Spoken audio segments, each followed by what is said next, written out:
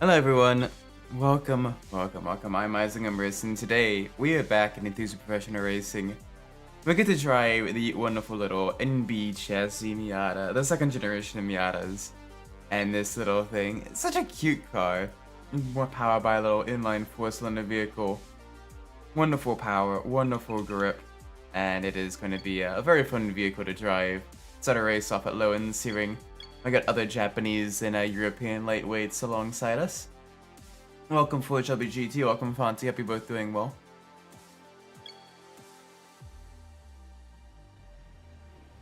Let's do this.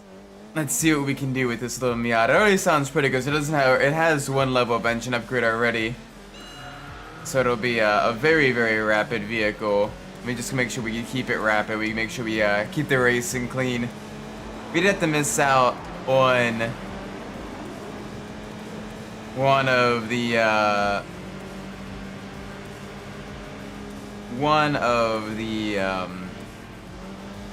streams yesterday, but we should still be good.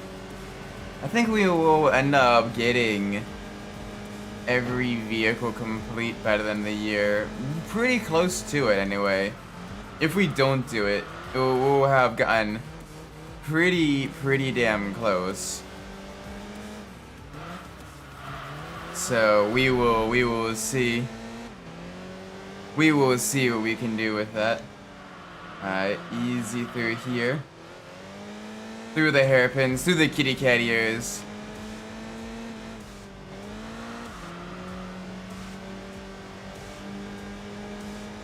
Yeah, I saw the replay. That was a pretty smooth run. So you enjoying some of the classic open wheel races now? Kind of branching out from the NASCAR stock cars, doing some of the open wheel Formula 1 cars and everything like that. It was good stuff. That's good stuff. Oh, ASL is doing a little bit of a dive bomb. ASL is a little bit more power than us with that Nissan Delorean inline 4-cylinder and lighter weight chassis. So we will do what we can with our Miata, but it'll be a little bit tricky because that Garaya is going to be very quick. Yeah, they look pretty cool. It's a shame they weren't as successful as they could have been. But that is the nature of F1. You get people with big dreams, big plans, and everything coming in. And sometimes it works out and you be a hero, and other times you get kind of relegated to the history books as just a little footnote.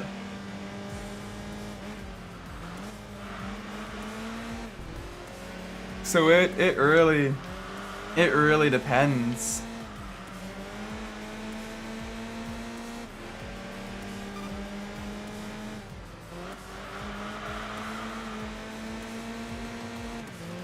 Yeah, like they were still pretty alright, but like I wish they were more successful. Like it would have been really cool to see, like, you know, like a brand new, you know, F1 team, F1 developer, you know, really kind of hit the ground running and try to, you know, really fight for title contention. But they're still gorgeous vehicles.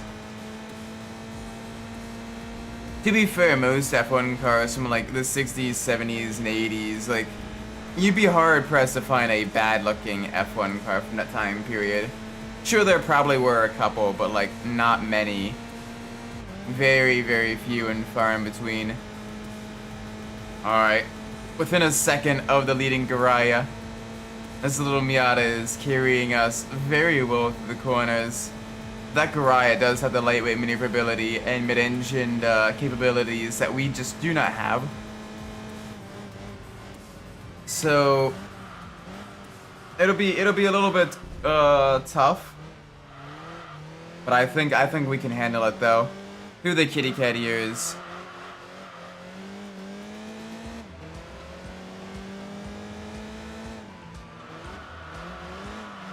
There we go.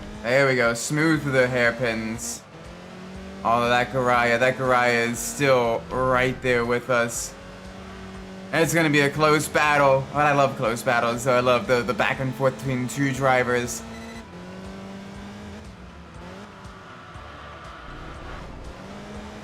Alright, a little bit rough there.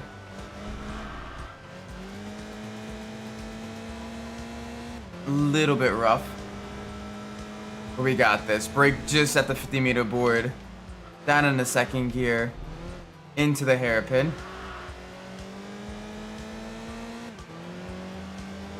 Yeah, unfortunately, iRacing doesn't really care much about like the historic cars. Like the two Lotuses and the one Nissan and the one Audi are kind of your only real options when it comes to historic vehicles. Like it took a lot of work to just get them to create a series for vehicles that they used to run but don't anymore, with the old Acura prototype, as well as the Corvette and the Aston Martin GT cars. iRacing, if it doesn't get everybody doing it all at once and everything like that, and buying it up, it's considered a failure in their eyes. It's the nature of the live service model, I guess. Unfortunately, you only really find that in like dedicated sims made for that type of stuff, which would be really cool, and I'd love to have a sim like that. Or from like Assetto Corsa mods, or R-Factor mods. Terminator, welcome Adachi. Hope you're doing well. We're in the little Miata right now. Oh, the understeer is just a little bit in the high speed corners is there. We should be able to outmaneuver through backwards Radion.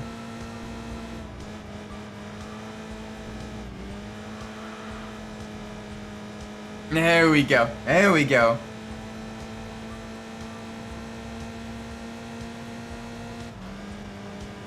Nice. First victor of the night. Barely though. Holy cow, that Garaya absolutely was flying. Like, nah, that Garaya. Oh, like a little Nissan-powered mid-engine monstrosity. I love that thing, though. Oh yeah, the V-Track Championship. Yes, I ended up winning the championship there. It came down to the last race at Monza. And, yes, I ended up winning. Which I am very, very happy about. It was a very hard-fought battle. And I'm not too sure, like a lot of things worked out in my favor that could have very easily gotten me, you know, a couple positions down. Thank you for the congratulations, by the way. But like literally like everything from a couple of drivers having like 1 or 2 bouts of misfortune. Like one driver had internet issues in one of the races, which kind of knocked her out of contention in a little bit. Another driver kind of Austin Powers it into the pits just with a slight lapse of judgment, even when she had like a, you know, 20-second lead over the rest of myself and my teammates. So it was really just kind of down to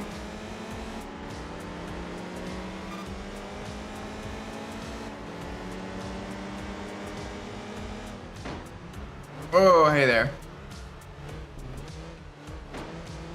I gotta be careful. They are a little bit aggressive when it dives into the hairpins. Especially that RX-7. Holy moly, that speed. Like it was there and now it's gone. Though we may be able to get a good run on them. Nah, they went on a slight offensive line. I can learn more in open world racing like I do with the Shadow. Yeah, honestly, it might be worth trying out some of the like junior Formula cars as well, as they have a little bit more grip, a little bit less downforce, but a little bit more modern tires and everything, lower power. And it'd be a good way to kind of like get your feet wet. Things like your Formula 4, your Formula 3 cars, even your Formula Vs. Honestly, I can't recommend the Formula V cars enough. Like those things are genuinely really, really good because they're on road tires and they're on like relatively simplistic platforms. You know, the Beetle 4-speed, about 70 horsepower. They're about. Formula Ford is also another good one as well with, you know, proper gear shifter and all season tires, no aero, and about 120 horsepower. That is also a great learning vehicle for really kind of developing the basics. So it is something to consider for sure. All right, boop. There we go. Full send in the Miata. It's gonna be a Mazda 1-2 this race probably, which is gonna be great. Put down a little bit more rubber onto the track.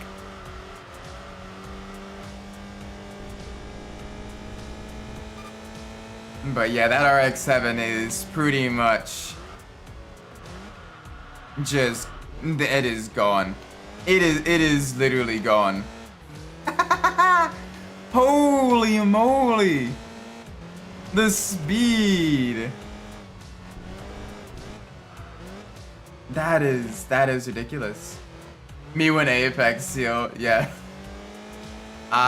Apex Seal, go boom.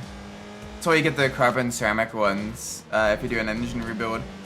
Welcome JB, hope you're doing well.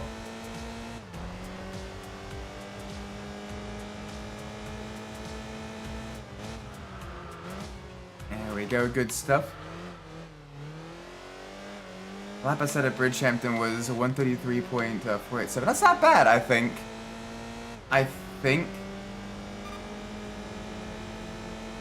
But yeah, gearing and brake bias definitely help with controllability and everything like that for sure. Salad, welcome to the stream. That's been a little bit, but hopefully you're doing well. Right now we're in the little Miata, the second generation Miata. It got rid of the pop-up headlights because of safety standards changing, in addition to the desire for better aerodynamics. Got a more powerful engine, updated chassis, all around improvements of the vehicle. This is a vehicle that still gets used in a lot of NASA, National Auto Sport Association, spec Miata races, and it shows in its grassroots motorsport pedigree.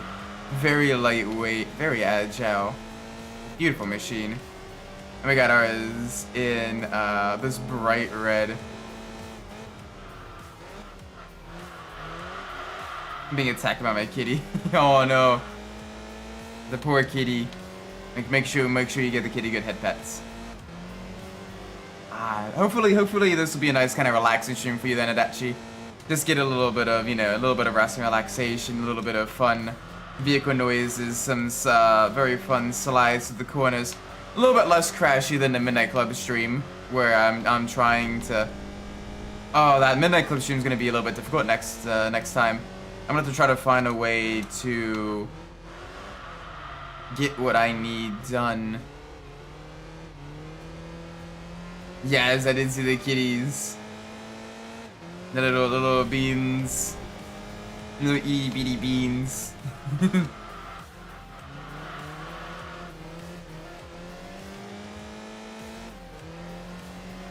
Oh, were you trying to trying to hold yourself super steady because the car is still really twitchy?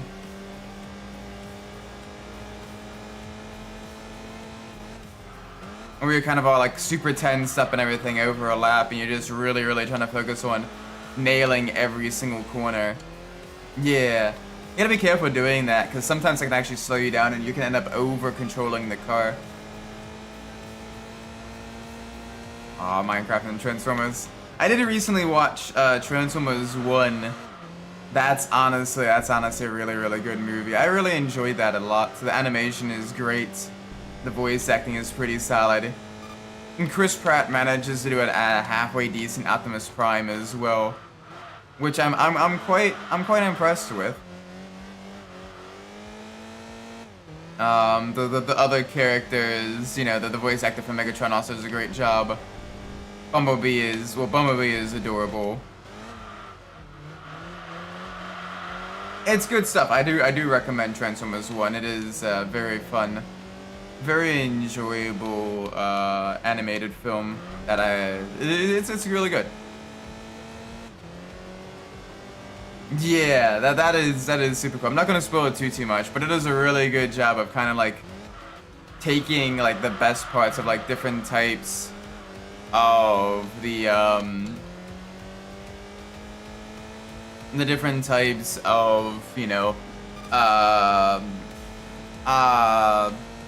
the characters' origin stories, and manages to kind of like, you know, make them work together and everything. That's good stuff. Yeah, I didn't get a chance to watch it in the cinema just because of work and everything like that. But I did get the DVD and it was quite nice. It was very nice. I enjoyed it. There we go. Level up the vehicle again. Woo! Come on. More grippy. More grippy, boys.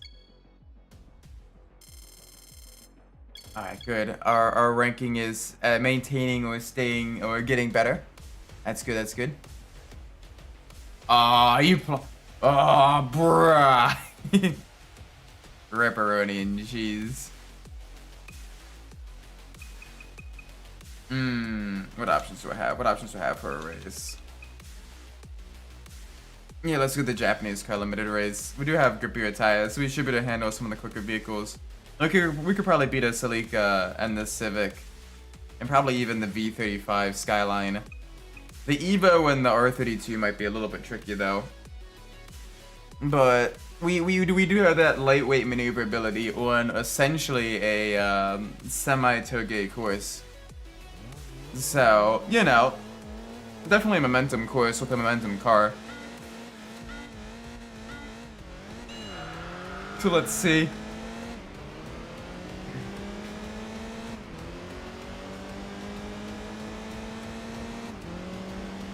Alright, good stuff. There goes the Evo though. Holy moly, there goes the Evo.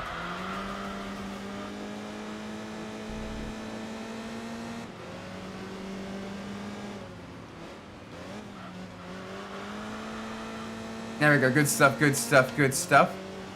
Back again to the right.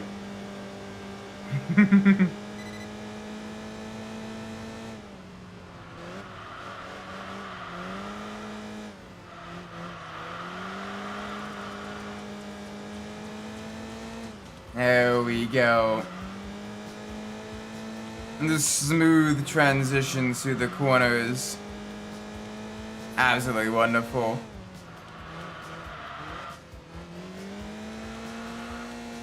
Whoa, okay. A little bit twitchy there. Gotta be careful. Gotta be very, very careful there.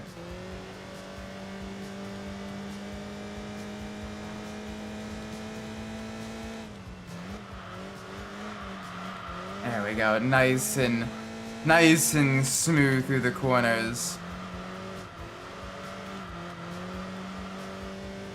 Yes. The grip, the handling, this thing is a corner monster, and I absolutely love it. Ooh, the V35 is actually up into the second place. That's impressive. I wasn't expecting that. I was expecting it to be either the Evo or the R32 Skyline being the main ones, but no, the rear-wheel drive V6 Skyline instead actually is up there. Okay, okay. That is very interesting, so I have to be careful there.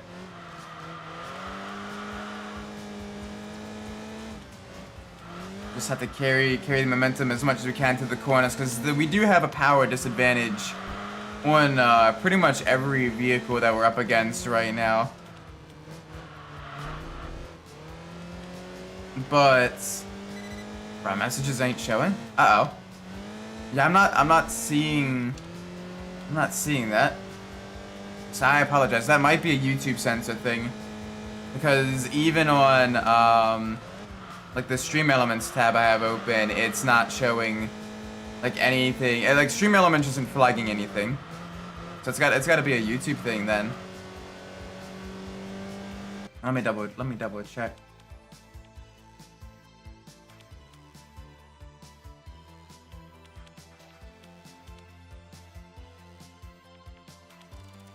Refresh the stream. Yeah, but it's not showing up on like the actual. Huh.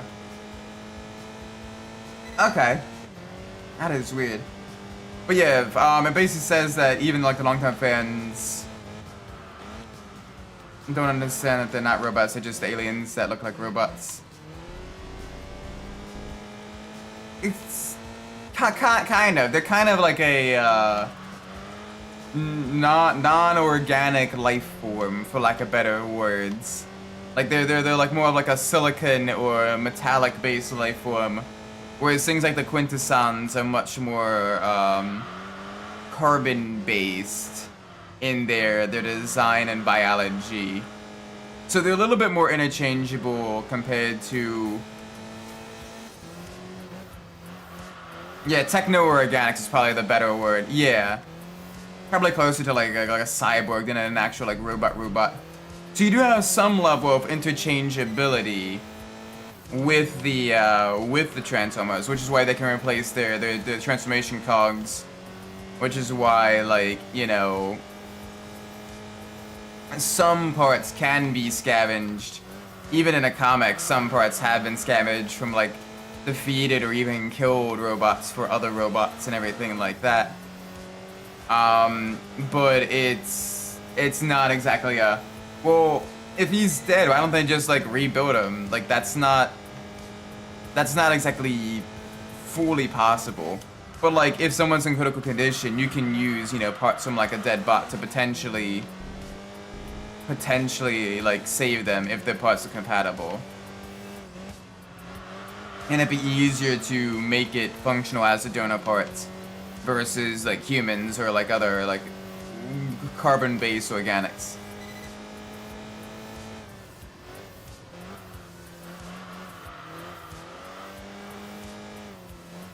Yeah.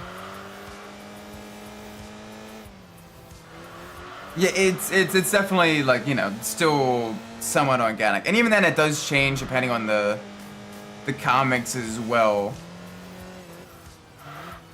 Like some comics lean more into the robots in disguise, with others are more like they're more like aliens that can transform and everything like that. So it's always interesting as well. Those ones.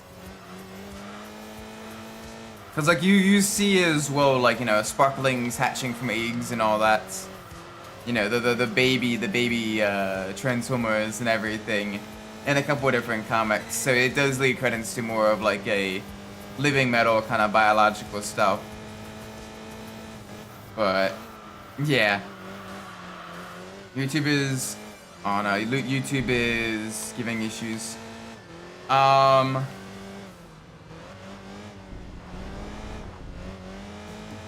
Fair enough. That is fair. Okay, let's see. I'm not getting any warning message from OBS. No drop frame. Everything is going through on my internet.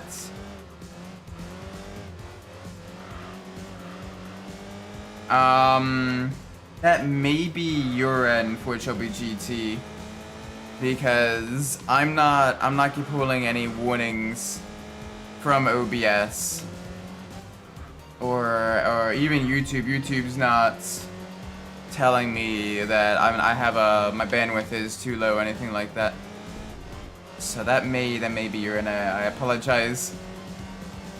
Like on my end, I got a full, you know, 5K kilobits per second.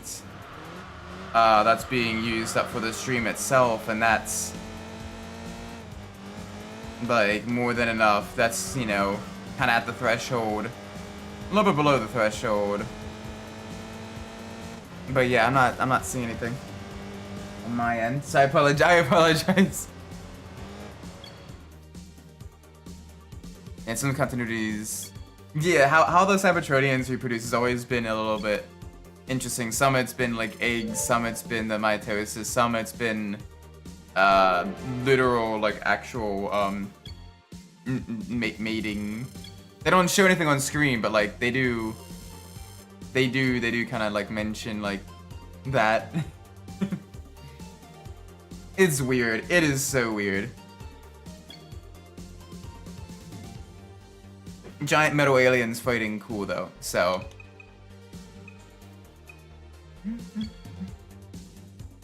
Alright, so let's go to San Francisco. Yeah, check to see, check maybe like your auto settings, or, one thing that was happening to me and my family back in my parents' old house. I must be misremembering that, I apologize. But,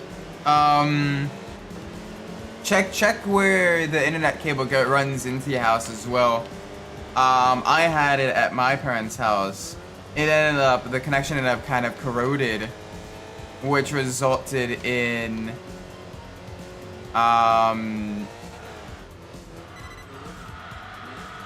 whoa, that was a big slide. Which resulted in poor bandwidth because it was trying to connect through, it was trying to connect through, literally a corroded,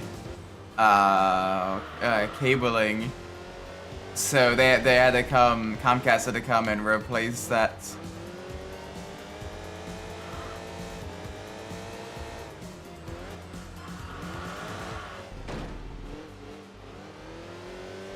So we will have to, that may be something to take a look at as well.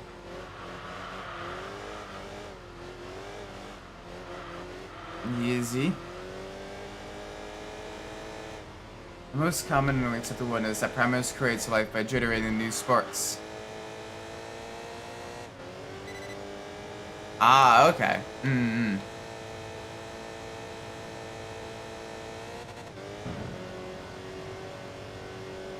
Alright, gotta get onto the brakes before the 50-meter board. 50-meter board is, like, way too late to brake in this vehicle. About 75 meters would be enough because you don't want your vehicle to get up into the air. There we go. Now the downhill section, we get to see this vehicle get airborne. Whee! A little bit more air time as well. Brake just before the 100 meters, around the snap-on signs. Down in a third gear. And this thing, absolute blast of a vehicle. There we go, there we go.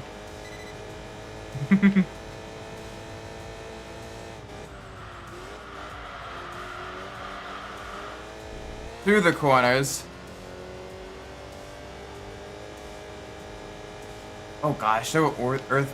Can you imagine you just chilling in like a farmer in your field that had apparently like cyber metal from like an asteroid crash into it. You're just chilling. And all of a sudden like a robot just pops out of the ground.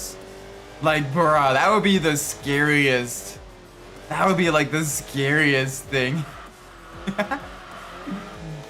All because Primus was like, alright. Sure there may be cyber metal on you know Cybertron and everything like that. Nah. Let's do it.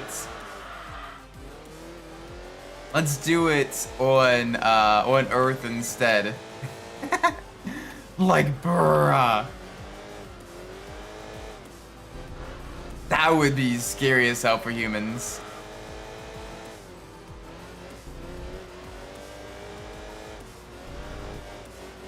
Hang on a second. How about that? Had a tickle in my throat.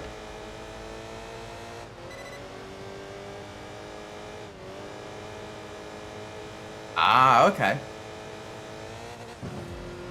So they want to make sure, like, you know, that they kind of have like ceasefires and everything like that in order to get the spark to at least some safe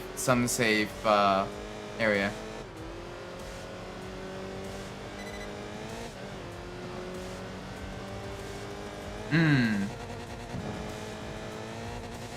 Though, can you imagine like there being an area with like a very small amount of like the cyber metal and everything, like being like the only Cybertronian on like that planet or like that asteroid or whatever, like bruh, like that has gotta be absolutely dreadful. You're just kind of formed into existence all alone. Like, I have to remember like some of the canon. I forget how much like inherent knowledge like the Cybertronians have when they're first like created as protoforms, and how much like they gain or via like their own kind of, for lack of a better words, code versus how much they have to like learn themselves.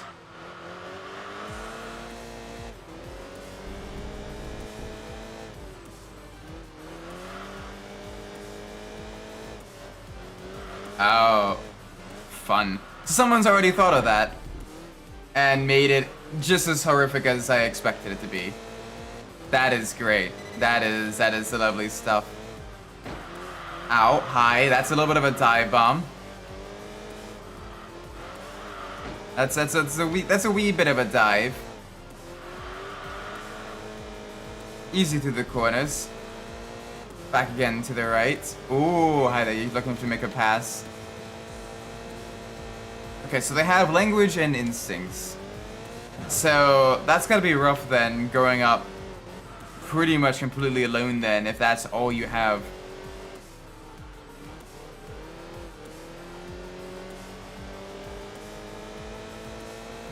That has gotta be very rough.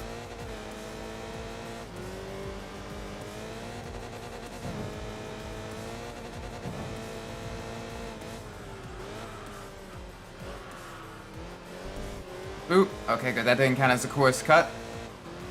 That's good.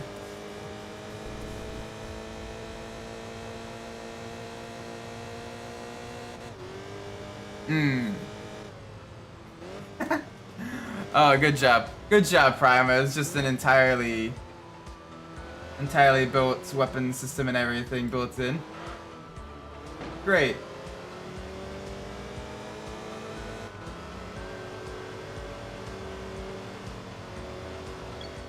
Blood Wolf, welcome to the stream. Hope you're well. Right now we are steadily upgrading our Miata. Having some fun with this little lightweight roadster. Oh shoot, we're already up to level 9. I'll take it though. I'll take it. Allows us to get into the compact car next. Very quickly as well. Jeez.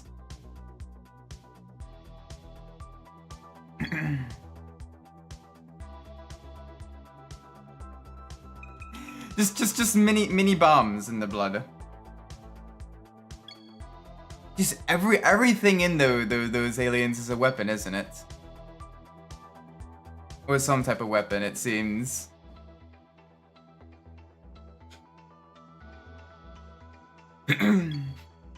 Like, lovely. That is good to know. Cooker Bang, welcome Zool, hope you're doing well. Things are going pretty good right now. I gotta do some more practice later tonight for Continental Circus. Also, I'm a little bit annoyed that the two people I'm gonna be racing with for that 6-hour race haven't gotten back to me on like any sort of feedback with regards to the testing I've done. So hopefully as we get closer to that race, it'll be a little bit more back and forth. But tis what tis.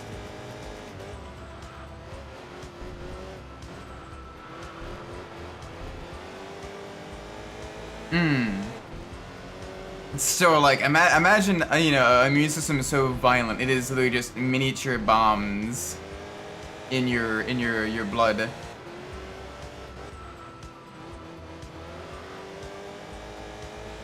Like, bruh. Being born with weapons and having bombs in your blood, like that's pretty metal. No pun intended. Octavian has super long weapons. Okay. So, the big thing is I don't want them touching my pressures. They can make their own pressures for their setups and everything. I literally do not want them touching mine because I know it's going to be a little bit higher and I know they may have issues with that when I'm driving, but they want, you know, they want me to be somewhat quick and they want me to be consistent, and that is how I'm consistent at spas, higher pressures. It's like I get up to around like 27.3, 27.4 PSI in the GT2 or in some of the twistier sections, but I don't want it to be below 26.7 ever outside of the opening laps in the stint. Oh, cool. Rusting is literally a disease.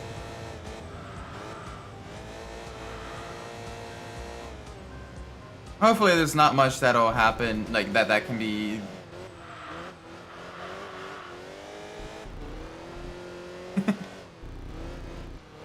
Yeah, everything on that planet sounds like terrifying. I'm not gonna lie.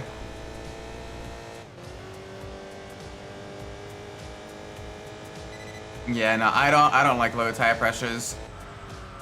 Like, sure, you can go like, yeah, I can get this super quick lap time and everything, a couple of tenths quicker. But I absolutely hate like long stints, because the car gets so like twitchy and it doesn't feel consistent with the grip. Yeah, you may have a higher peak pace, but I much have the stability and consistency over a full stint. I don't like low pressures.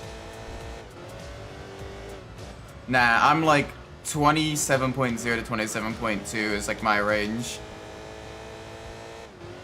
Maybe dropping down to like 26.8 at the lowest later in a stint. But yeah.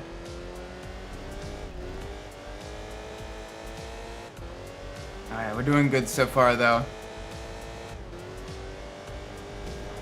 I mean, it sounds kind of similar to like the Black Death, where it just causes you, you know, just complete, you know, irreparable death unless you have like massive amounts of energy on and all that stuff.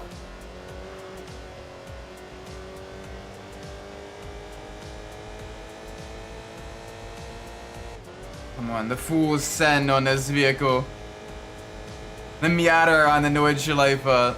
Such a great little bean of car. Just a very, very rapid machine through the twisties.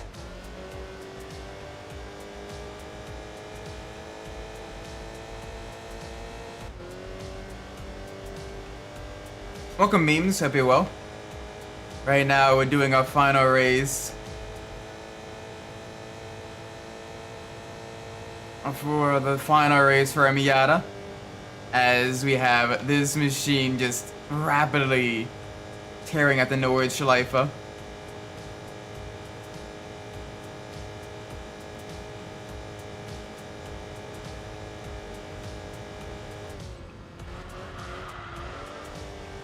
Wax insanity. Okay, so like an actual like car then, getting rid of the rust there, maybe a bit of welding and everything. Okay, gotcha. So at least it's something that can be a little bit more preventative maintenance and all that stuff. But still, ouch. That's gotta be tricky.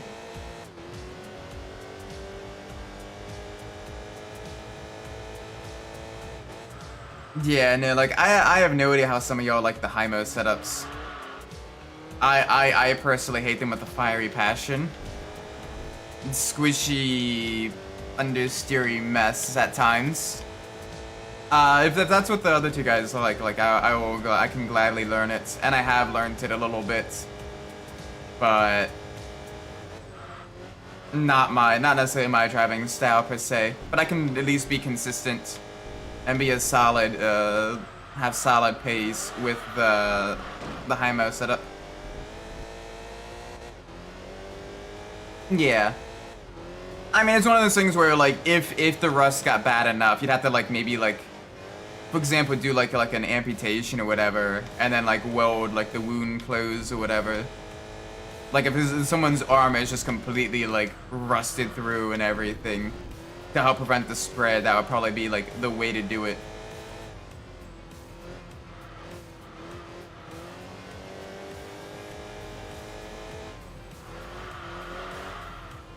Yeah, I personally prefer CDA for wet setups and then the Go setups for dry. High-mo is just squishy mess. And squishy min-max wannabe esports mez. But like I said, I can still drive it. It's just I'm usually quicker on like a CDA or a go, especially a go setup in a dry is like my go-to because you can get that rotation and the braking.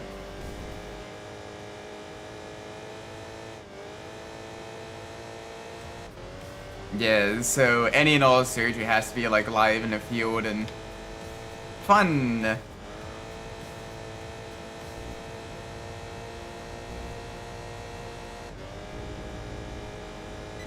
I mean, even if it was to get rid of, the rust, and that was like the only way, you know, I'd probably take that of it being dead, but it wouldn't be fun. It'd be like a Civil War amputation, just bone saw cutting through a femur, and then peg leg it on or something. Ow.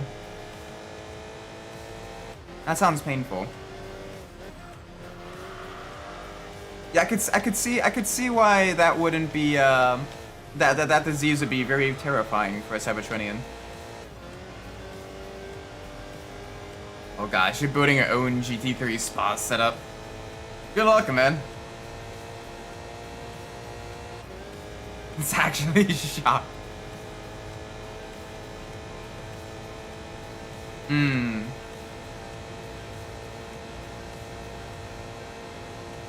To be fair though, the Cybertronians are considerably more durable than a human as well. So, it would probably take some like really grievous wounds to like make them go into shock, I think.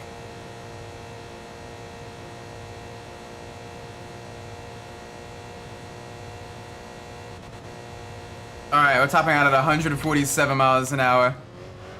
Not bad, not bad. Let's get it steady through the corners. Heard of Temperature. I'm not sure. The name sounds familiar, but it's not like ringing a bell per se. Like it seems vaguely familiar, but like nothing's clicking. It works. I can take a Rouge Ratty on flat. Same with Blanchimont and even Paul Fier. Oh, what's Paul Fier? My shockwave looks weird. Oh, cool.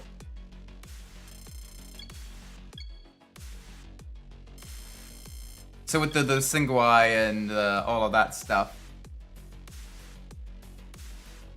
Stavilo too. Oh, okay, gotcha.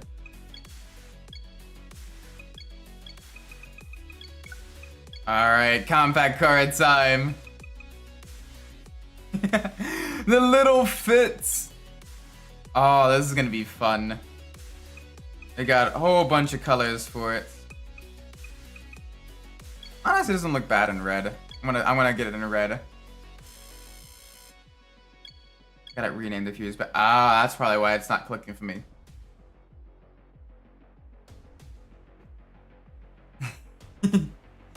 Alright, you just gotta join a little bit earlier before hitting. Nah, I'm kidding. Have a great night, memes.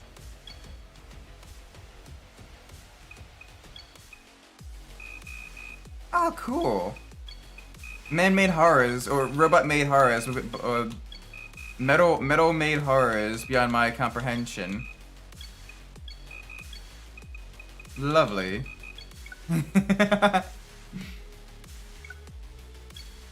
So it's only logical. It's only logical to perform experiments on these people.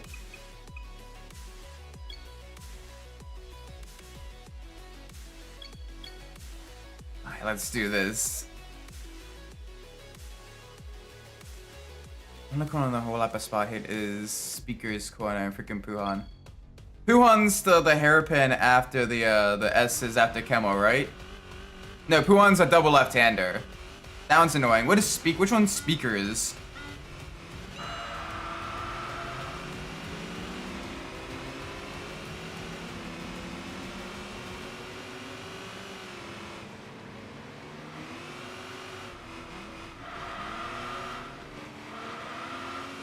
In the corner before. Oh, okay. Gotcha. Yeah, I hate that right, left, right at Spa. It's very easy to get the rear to step out there. That's why I always short shift, even if it costs me a little bit of time. Oh, the quick flick after the hairpin. That one's not terrible. I hate the right, left, right just before the hairpin after camo. That's always been, like, if I ever end up crashing out in a race at Spa, 9 times out of 10, if no one's touched me, it's that corner. Let's go, yes, that one. That one's always a pain in my ass.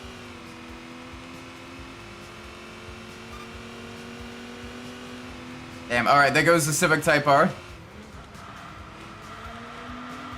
Come on. Easy through here.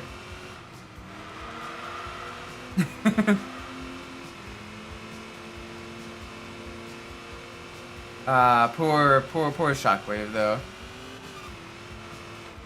I mean, Shockwave's still a badass though. He's just absolutely terrifying.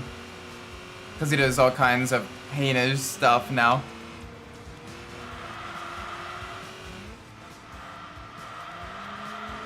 Alright, a little bit of a bonk. Gotta watch the understeer a little bit going to that corner.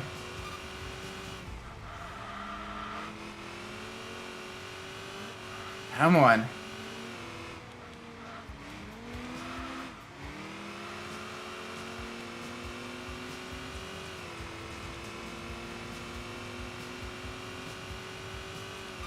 Okay, we got a little bit of a break. That S2000 is nowhere near us. We're literally just trying to raise the Civic Type R ahead of us. And we are not doing the best job at it. But we're keeping a solid second place, which in this stage of the fit is pretty solid. Personally reasonable crash shot.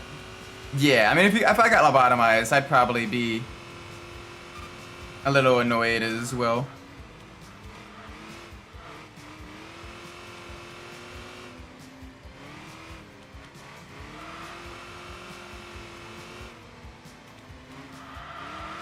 Oh, the track is the corners before you go into mesh straight. Ah, yes. The opening, then tightening right, then the flick left. That one's a fun one. I don't know, I quite like it because it really makes or breaks your run down Mistral. And so it really makes sure you set up your vehicle to have that low mid-speed grip. Prevent the rear from stepping out, but still have that turn in. And it's really good for like finding flaws in your suspension setup. So usually that corner alone will tell you exactly what's wrong with your vehicle. Or your driving style. Sometimes a little bit of both. Which is why I like it so much. You can learn so much from one single corner. Space crack.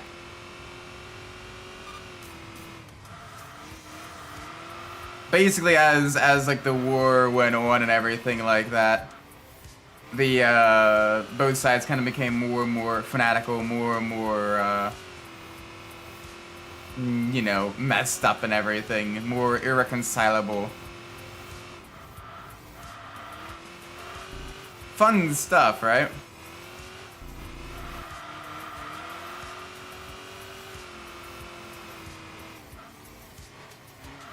Oh, the fit is struggling.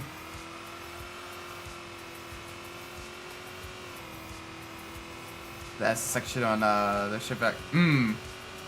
My favorite corner combo is the high-speed right-hander breaking into the final corner at Valencia. That one really tests your trail braking abilities, and again, really tests your brake bias and suspension setup on your car. So you can learn a lot from that corner as well, and I really like it. Plus also, you can get some really good moves out of that corner, down the main straight. And if you can get alongside heading into the high-speed left-hander, that's turn 1 at Valencia. Especially if you can get inside. You then can make an overtake stick into the hairpin. And it is a blast. To be fair, Valencia is one of my favorite tracks in Assetto Corsa Competizione. I like the short nature of it, the the corner variety, the feel of, you know, the almost feels like an autocross course. The very tight technical layouts. It's fun though. In the IDW comics, all of the OG Satans are just X out under the terms.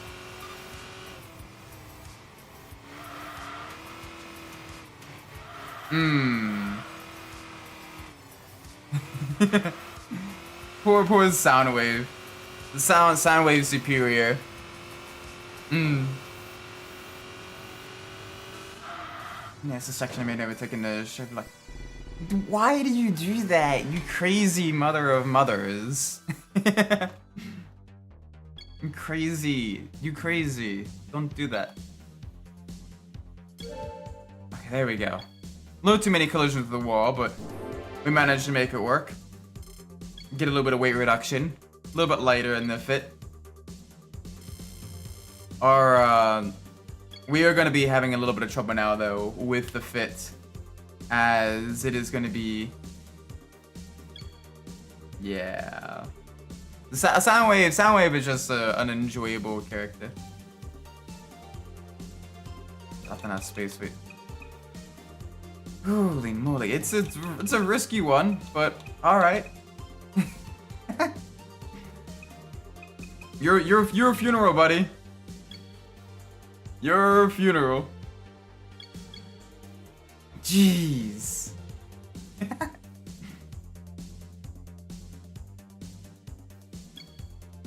Oh, you're not gonna have me doing the opening laps of the 6-hour race, are you, Bloodwolf? I'm gonna be like the second driver, right?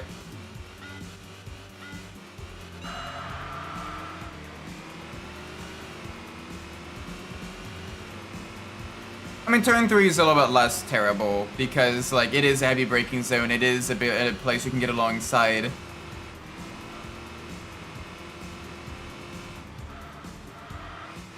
I gave Boy Cosmo someone to talk to during the mid-war.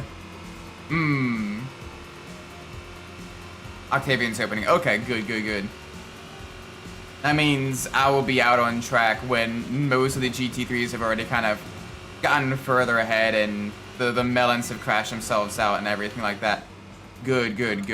Very nice.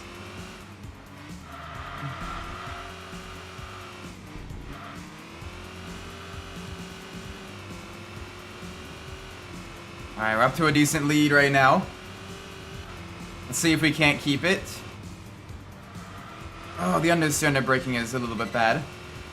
I don't want to stiffen the rear too much more, because it gets a little bit squirrely in higher speed off-throttle corners. So I do need to be a little bit cautious.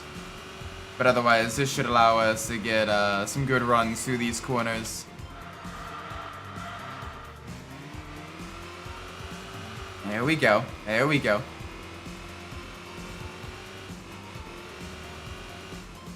Yes. Like, Soundwave do be great. Alright, a little bit of a bonk there.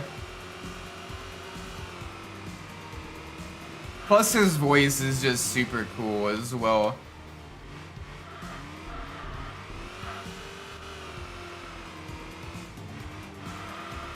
The kind of almost like auto-tuned-esque, like half emotion, half not emotion type of vibe. Yeah, he's just aligned with the villainous faction. But he's a lighter shade of black in terms of morality. Seems I'm taking it down with still don't understand how it works. 3 wide in flick butts. Why? You melon! With 2 GT3s and a GT4. Sorry, vocoder. Still, like, auto-tune-esque then. Vocoded voice. Still really cool.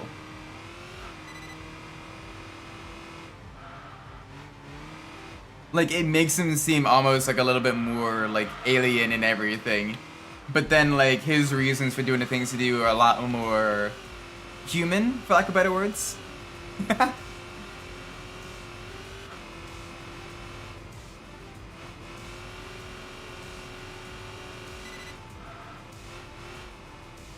There we go. Easy through the corners. Gradually work the brakes through the twisty sections. Oh, this thing is gonna be great.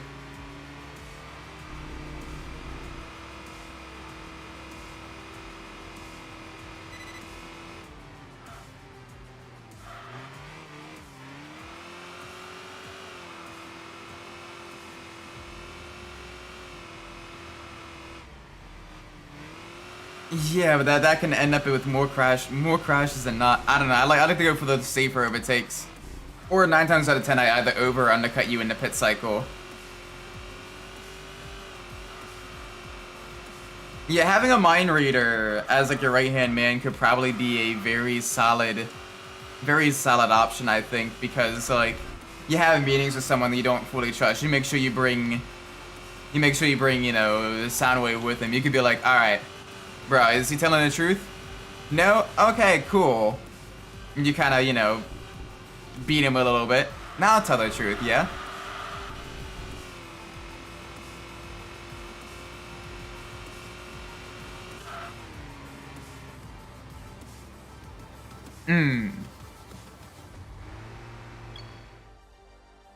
Yeah, Soundwave superior.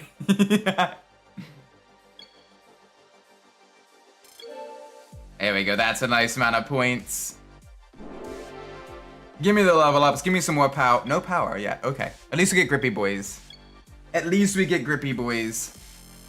I will gladly take grippy boys.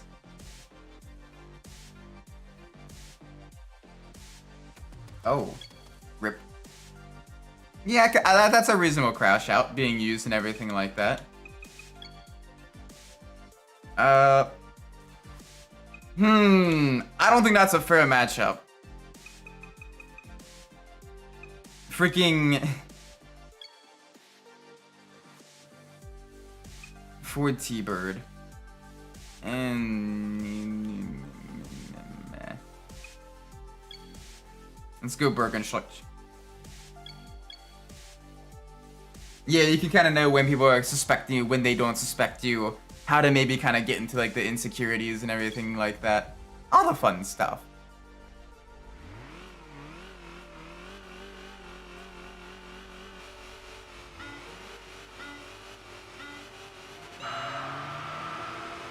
Yeah, we got a little bit of wheel spin on start. Grippier tires should help us with the corners here. Unfortunately, I ended up missing that race in GTM because I had to be away from home that day. I forget for what exactly, but I ended up missing that race, which I'm a little bit disappointed on because I do quite like Barcelona, but 'tis what it is.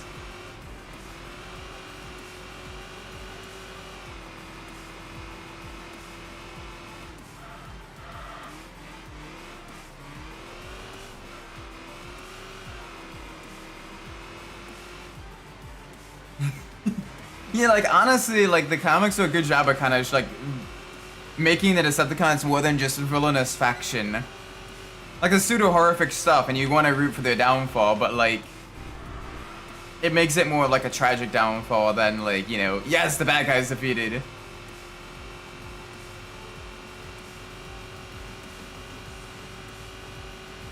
I'm not sure GTM had the live stream.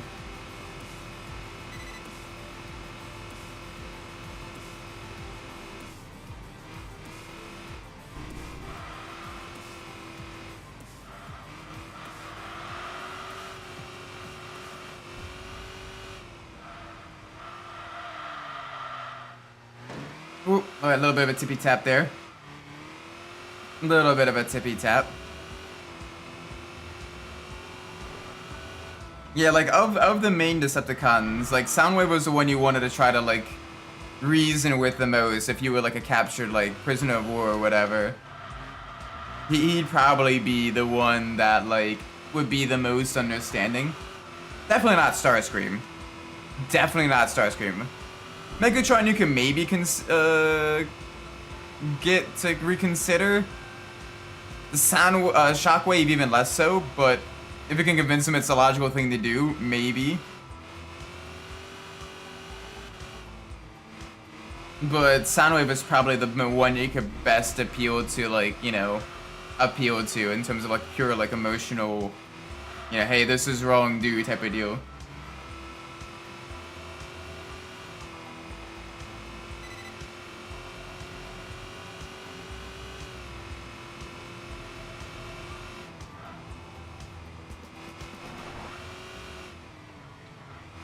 Easy through the corners.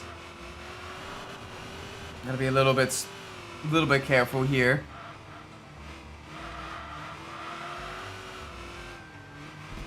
Yeah, like Soundwave is probably the one where you can see exactly why he went to the Decepticons. And you probably at least have like an enemy mind moment with him where you could be like, all right, look, we're both in a bad situation. I know I'm an Autobot, you're a Decepticon, whatever.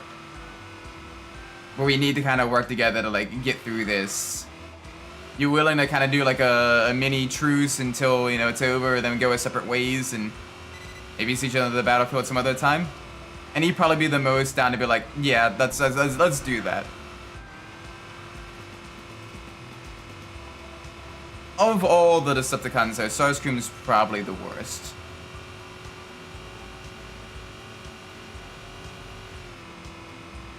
And that's saying something considering just how horrific some of the things Shockwave has done. But even then, I'd rather deal with Shockwave than Starscream.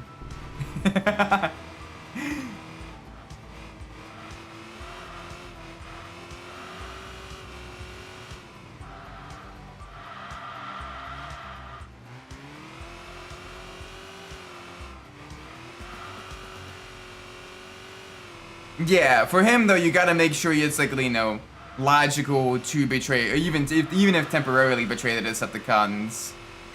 You gotta like put it there. But like if you're like trying to go pure like, you know, emotional, like, hey, this is wrong, he ain't gonna listen to you. Megatron might, Soundwave might even more so. Shockwave, no.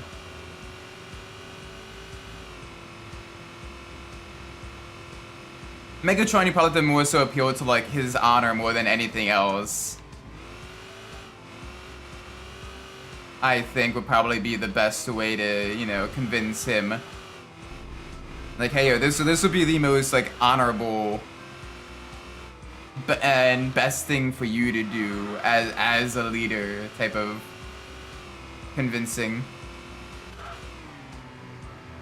Yeah, you could barter with Shockwave as well. Like I said, it has to be like logical and directly benefit him as well. Otherwise, it's kind of a no-go.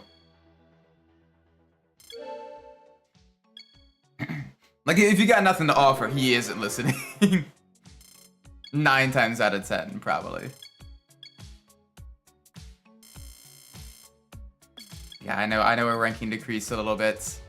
I'm doing the best I can in this little Honda Fit.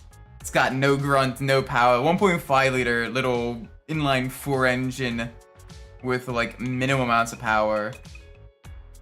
It's not great.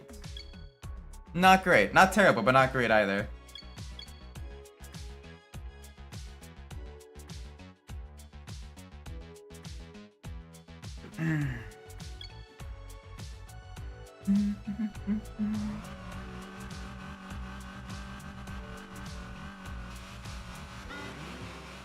Two, one. All right, let's roll.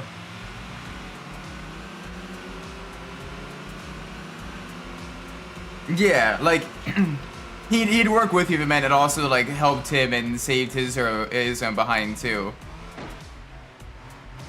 Starscream would use the danger to basically like stab you in the back. He'd be like, "Yeah, I'll work with you," and then like as soon as the danger's almost gone, he'd also shoot you in the back while you were weak. Because that's just how Starscream operates. Like, don't get me wrong, Starscream is a very entertaining character, and I love the fact that they have a character like him in the Transformers series. But on the other end, like, I would absolutely hate dealing with him as either a Decepticon or an Autobot or any other Transformer or Cybertronian or pretty much anyone. Like, he'd be the most difficult to deal with, I think. Because he's just always scheming.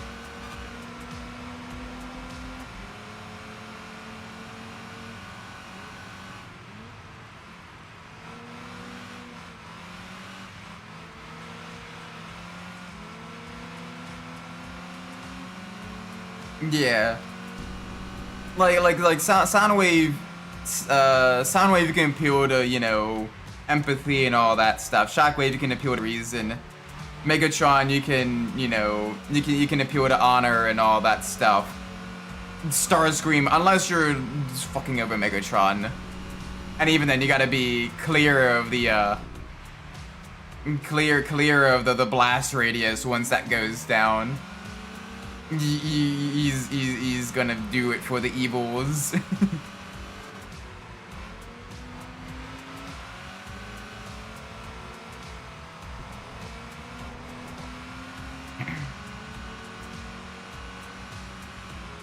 There we go. We're putting up a good fight though, chasing down the Civic Type R in the fit of all vehicles. And holy moly. It's a tough one. True. There may have been comics out there that I haven't read where Starscream is a lot more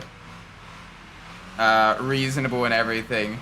But at least a lot of the ones media I've seen and read of with Starscream in it, it's always been a bit more.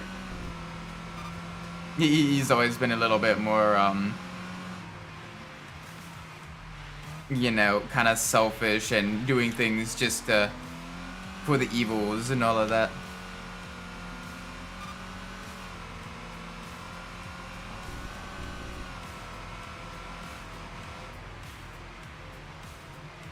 Like half the time I think Megatron in most continuities keeps Starscream around just to keep him on his toes. Because like he's always gonna be like, alright, that little slimy bastard's always gonna be scheming and everything. Keeps him, you know, active mentally and physically and everything like that. Plus also it serves as like a constant like example to be made to the other Decepticons of, see, you don't want to be like Starscream. You want to be lower than me instead. Because Starscream gets the crap beaten out of him, or worse, so many times.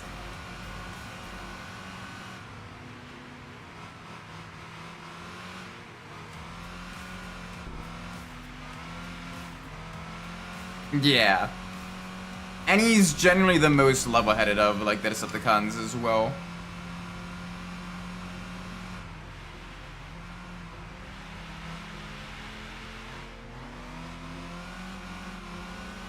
Oh my word. Okay, that Civic Type R is managing to pull a little bit more of a gap. We still are not quick enough to battle a Civic Type R. Still, the fact that we can keep it within sight. Oh, is that really the case? Okay. Nice. He's like, here's my workout. He keeps me accountable, somewhat.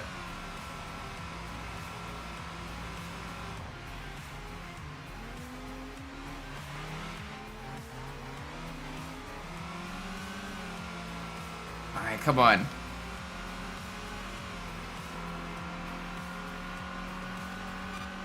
A little bit more speed, please, little fit.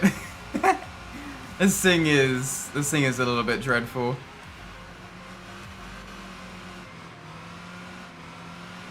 But we can try.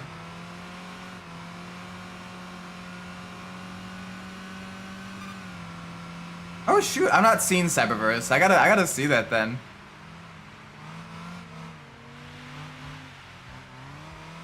So that sounds like a pretty cool like alternate continuity and everything, or like different, you know, different period of the war where it's like, all right, yeah, this is both kind of messing it.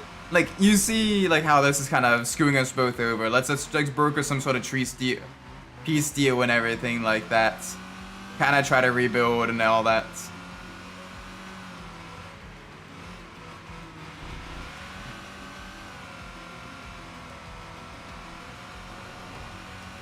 While still having it be favorable to the Decepticons as well. Or at least, you know, mutually beneficial.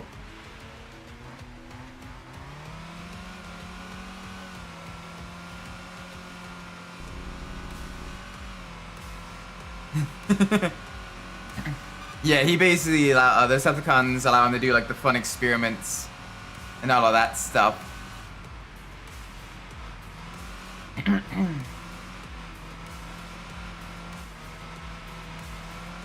on, carry the speed through the corners. That was just good after season 2. Otherwise, it's next. I'll have to take a look at that then. Any place where I can find that?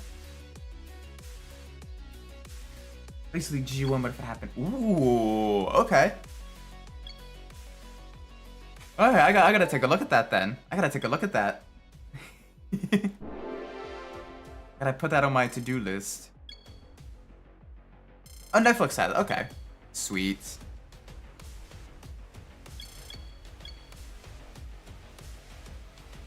Alright, give me... So we are now up to level 6. Level 6 now. Sweet. We're leveling up the little fit very rapidly. And I am all for that. Let's do the naturally aspirated limited race here. You got a whole plethora of vehicles that are going to be a little bit quicker than us. But we do have extra grip. We do have a little bit more power that we can use. Yeah, Rodimus and Soundwave have a... Bromine? Bromance, okay. Bromine. We got bromine! What do you mean, bro? No, it's bromine. Sorry, that's terrible.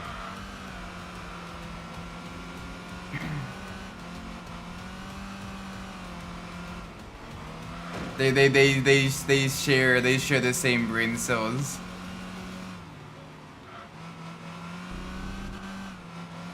Gotta be careful through the corners. Yep, rear does want to step out just a wee bit. Not terribly so, though. Through these London streets, you get to see, of all things, a Honda Fit absolutely tearing up the corners. There we go, there we go. Nice. What it seems with that, Soundwave doing Windblade is telling him that as soon as he's down, it just puts it on max fire.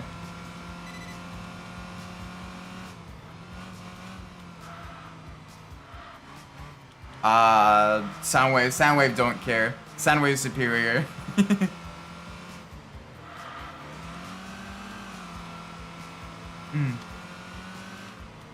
Alright, easy through the corners. Carry a little bit more speed.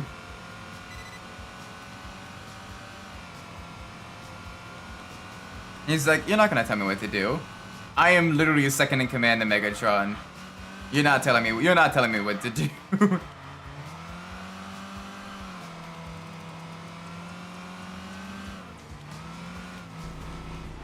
Alright, good start so far. Not much further to go. 2 more laps. Big push now. We do have the little Clio behind us absolutely tearing us up. So we do need to be a little bit careful.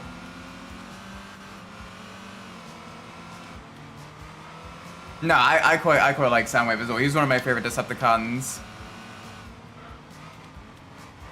Just because he's that kind of like anti-villain in a way that's just really, really enjoyable and makes for great characters. Especially when you combine him with some of the other main, like have him interact with some of the other main Decepticons as well. Get to see how they differ and everything. If he kind of pushes back against some of their more darker ideas, or if he kind of goes along with it because he think it might be, you know, the horrible but like the best thing going forward.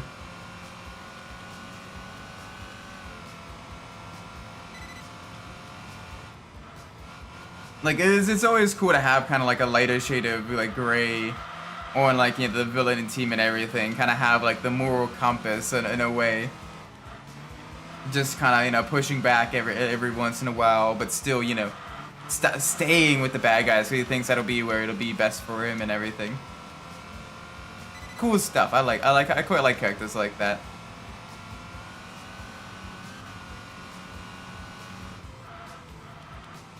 Easy through the hairpins. Alright, got one more lap to go. Big push now.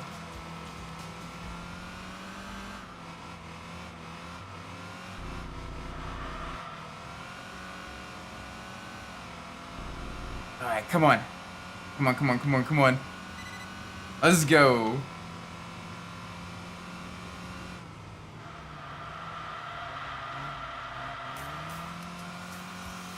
Nice. Smooth the chicane. Yeah, second place. Second place is maintaining the gap right now. They're not really gaining on us. We're not really pulling away on them. It is a pretty even matchup. We were one mistake away from them passing us. But they're not close enough to make any moves. So as long as we don't make any mistakes and we keep this pace going, we should be okay. Think about writing my DNA character and make some stories. Yeah, that'd be pretty cool.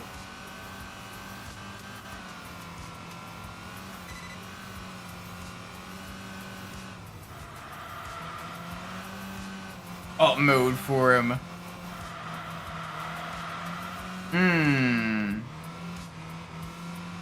You could have him turn into like one of those like souped up panel vans with like all like the speakers and everything like on the inside. You know what I'm talking about? Where like they kind of like do like the lowrider vans, like the massive wall of speakers and like the crazy sound system and like the hydraulics and everything like that.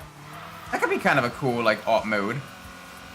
Semi-practical because still like minivan and everything like that, but like also, you know, custom and, you know, a little bit, you know, tying into the Soundwave inspiration a bit with the crazy, you know, sound systems and all of that. Transformers DNA would go pretty hard.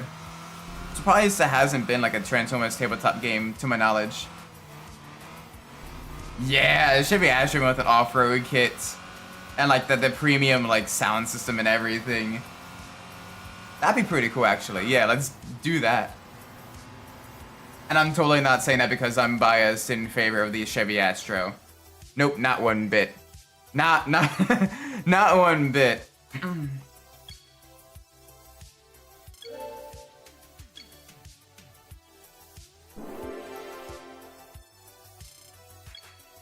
Wouldn't really work though, the dude is bigger than I mean,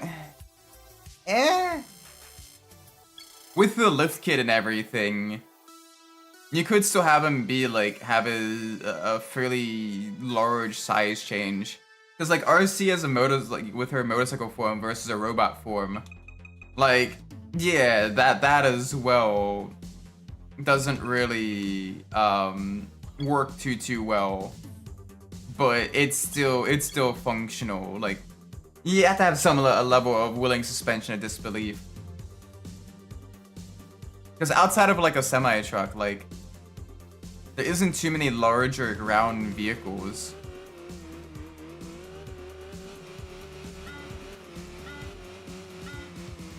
Maybe like a school bus, but like outside of that.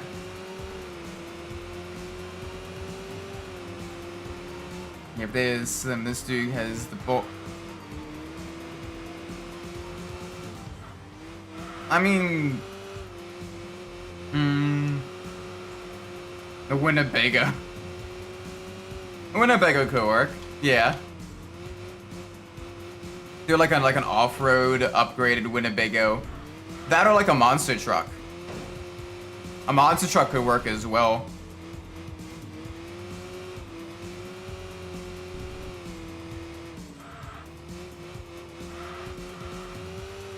Kind of going with like the off-road theme and everything. Or if not, like a monster truck, one of those Dakar, like one of those larger Dakar trucks. You know, the big, massive, like box on wheels. Those ones. That could also be a good one with like the kind of the bulkier form and everything. The car truck could work as well, I think.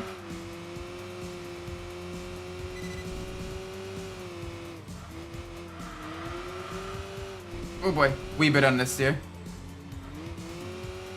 This big ass 6-wheeled rigs I got in Europe. Kind of. They're mainly used for like military stuff, right? We have them here for the States as well. We just not used as much compared to things like the Humvee or like the Striker combat vehicles. That could be another option as well.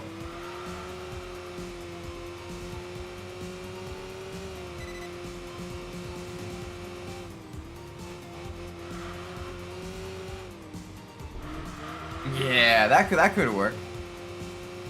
That would be a pretty large size, enough to kind of, you know, have the size change work and everything.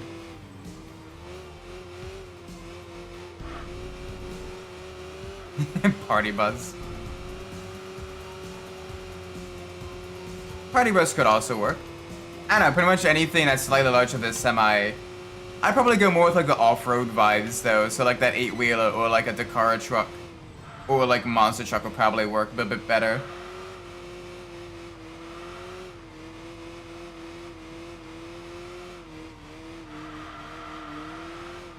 Oh boy, a little bit of understeer there. We are carrying some good speed through these corners though. And I am enjoying driving the little Honda Fit. Wee bit of understeer though, not the biggest fan of the understeer. You gotta be a little bit careful with the understeer.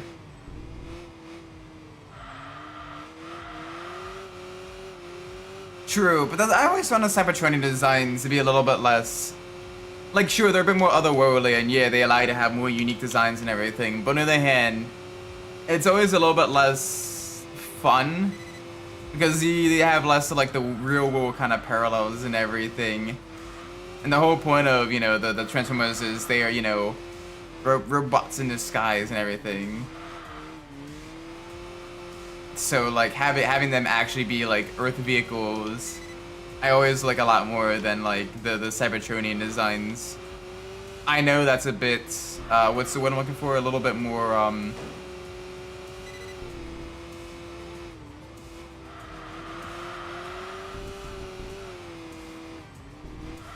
lost my train of thoughts.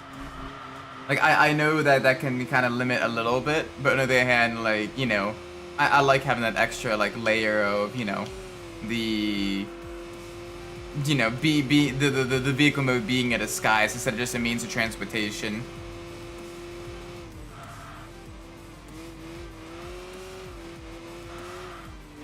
I gotta be a little bit careful here.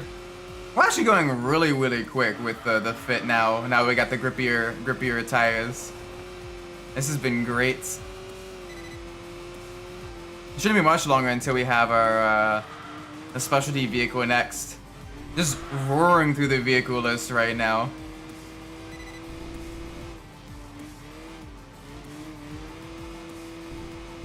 There we go. Down a gear, get the brakes going.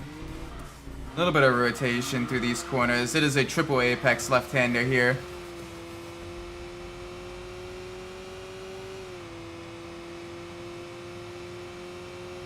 Although it is one... Ooh, nice new lap record. I'll take that 52.37. 52.37. Very nice. Oh shoot, only 3 corner taps as well. And I'm a big fan of the wheels sticking out of the bottom. I mean, you could use them as like potentially weapons, like almost like boxing gloves with the 4 arms.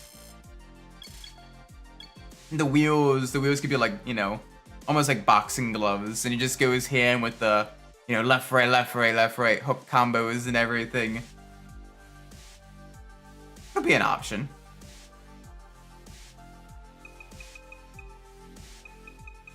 If you wanna keep it, you know, semi you know, at least semi like have the wheels have a purpose instead of just kind of sticking out on the body and everything like that.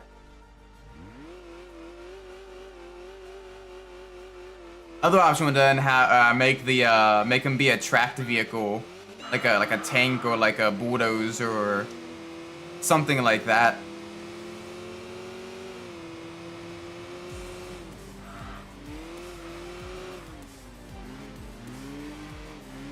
Okay, so yeah, a tank would probably go, you know, a little bit better than go for like some of like the larger size tanks and everything as well to kind of compensate.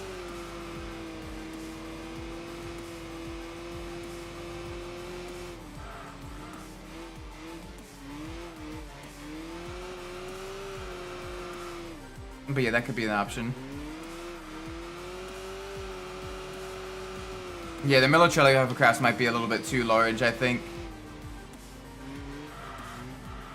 Because then you have you lose a lot of the space instead.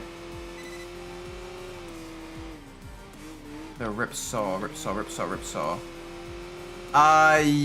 Yes. Don't ask me to know technical specs of it, but I know of the ripsaw. Yes. Oh, the understeer is real.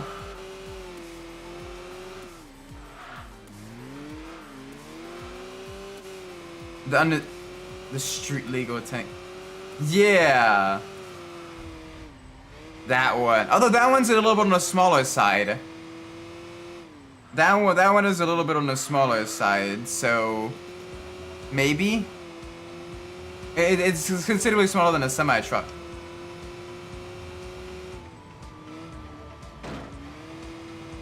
But it could be an option. It could very well be an option. Are they really?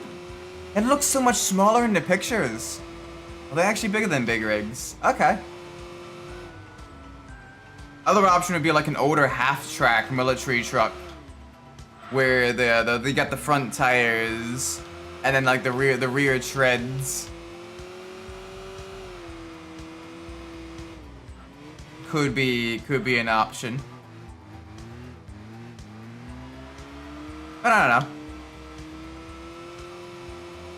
I think people are gonna like the D&D character. Yeah. Big thing is, as long as they like don't overly to the spotlight and they work well with the party, people usually like most creative aspects of the D&D characters.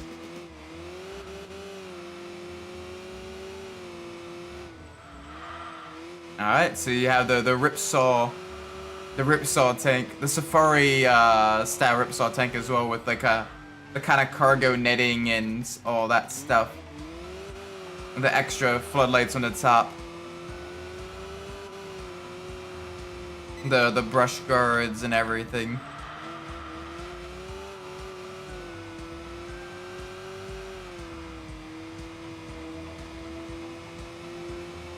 Alright, not much further. Keep it going.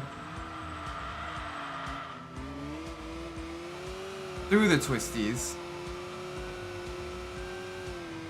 150 miles an hour. Yeah, that's quick. That is very quick. Wonder how that affects the like the tread life going at that speed. The car is spec rips. Wonder how the ripsaw would do in a Dakar rally.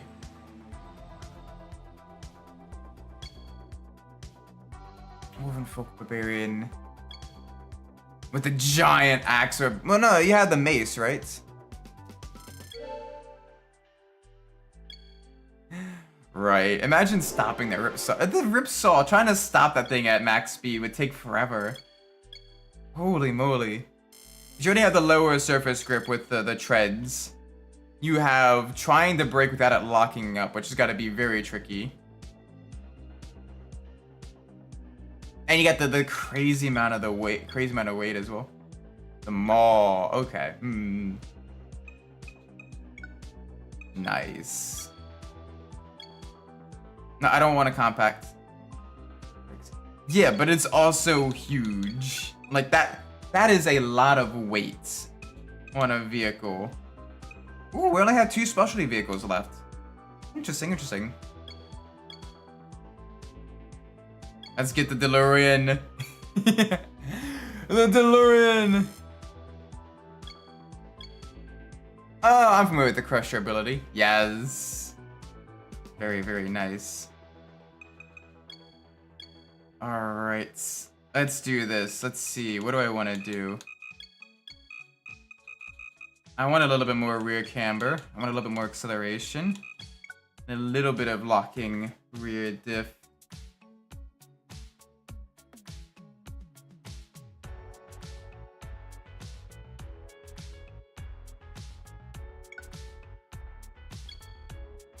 Alright, let's do this. Match with the Delorean came with a bigger engine. Oh, one could hope, right? Unfortunately, it is kind of a slow. When Black Rep saw some yellow glowing, but yeah, that'd be pretty cool. But yeah, the Delorean with its Renault engine, absolute shitbox. It's gonna be very fun trying to get some competitive races with this. Oh, but we will try. If she grapples you and you can't escape, she can basically crush you like an empty can. Mommy, sorry. Would. I bet there would be a point between, like, getting crushed between the grapple and getting crushed like an empty can. Where, like, they would, like, pop, like, all of, like, your joints in, like, the best way possible. And it would feel, like, ungodly amazing, though. Like, there has to be, like, one point there where, like, it's gotta feel good. Like, really, really good. Emo Star screamed. My sense of morality leaving my body as soon as the character is hot. I mean, wait, what?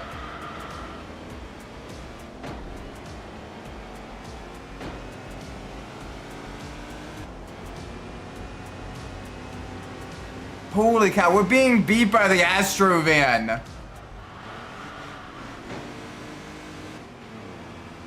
Unless you got you by the skull and crush your head.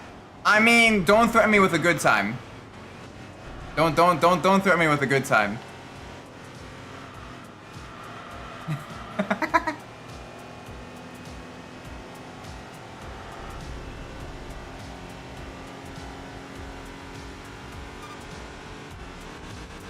Okay, first gear is terrible. Gotta wait a little bit longer to go to first gear. The gap between first and second gear is pretty terrible. Oh, this car is dreadful. The drive. It's got no guts. It's pretty heavy as well.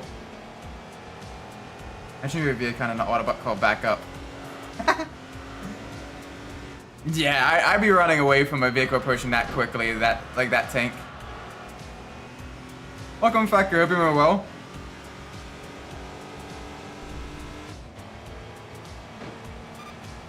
Started with the Goblin having a fight. Yo, that's a bit spicy. Like, dang. Like, you to be fair though, you tone it back, that'd be great chiropractic practices. Like just popping like all the vertebrae in your back, just like, oh yeah. Like there's gotta be a point like between death and like the start of it where like that's gotta feel good though. Like if she retires from adventure and just opening up like a chiropractic practice. Would be kind of funny. Oh, it struggles.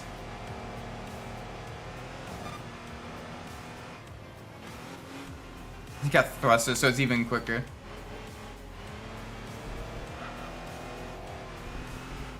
Whatever road that thing drives when there was gotta like look absolutely knackered after it's been driven on it a couple of times.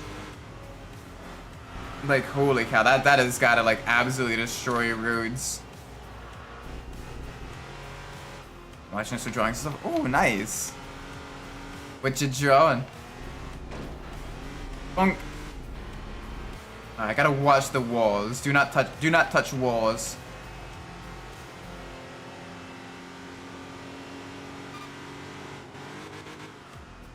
Yes, I've seen a DNA drawing of her. Ah, so he's upper tank. Nice. Yeah, don't pay taxes. Don't pay taxes. Taxes are the enemy. I mean, wait, what?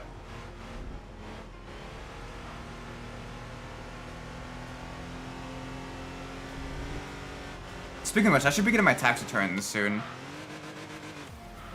Hopefully very soon.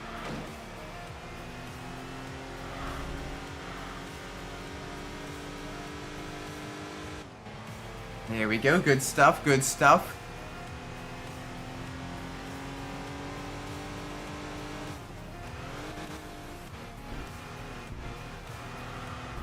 Uh-oh, hang on a second.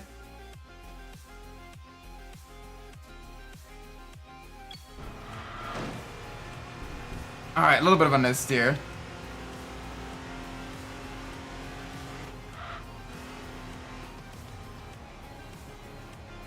Gotcha, so it's kind of like the hybrid mode almost in a way.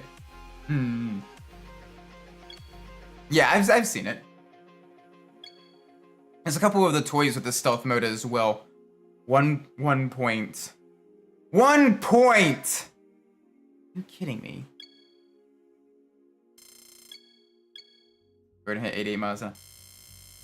Yeah, this one's gonna be tricky.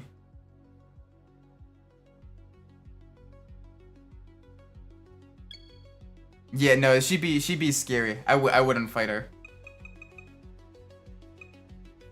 I wouldn't fight her. What the heck are these freaking odds? 20.6. Is the car really that bad? My word. 20.6. That's gonna be fun. Oh, my word.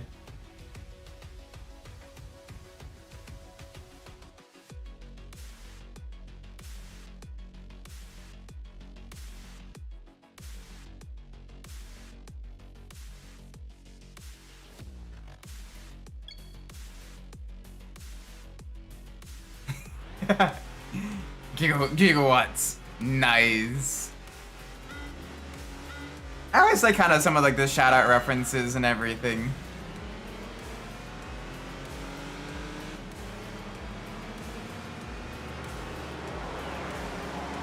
Get the jets flying over.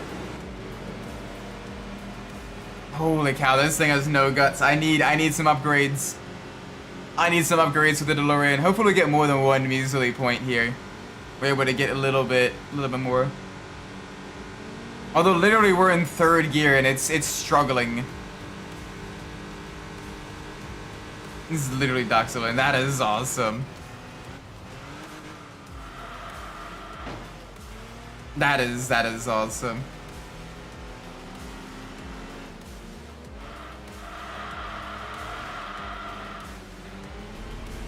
Come on. This is gonna be tricky. Because we're down so much. Oh, it does not want to handle well either. I needed my upgrades now.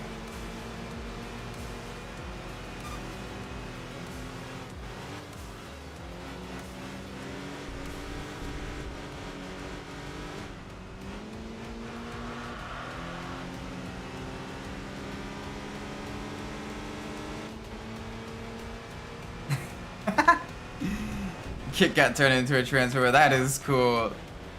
Are there any other like movie cars or pop culture cars that got turned into a transformer?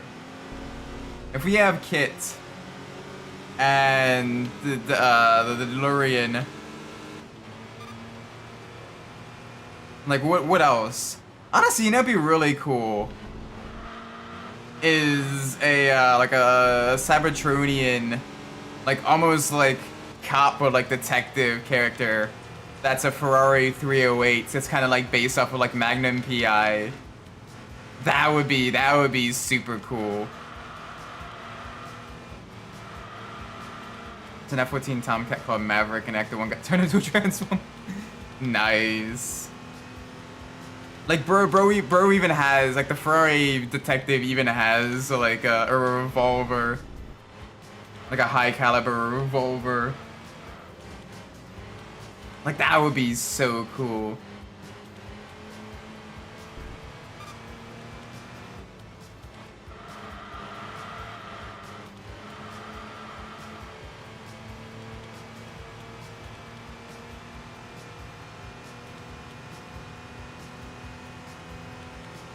Oh, we be struggling.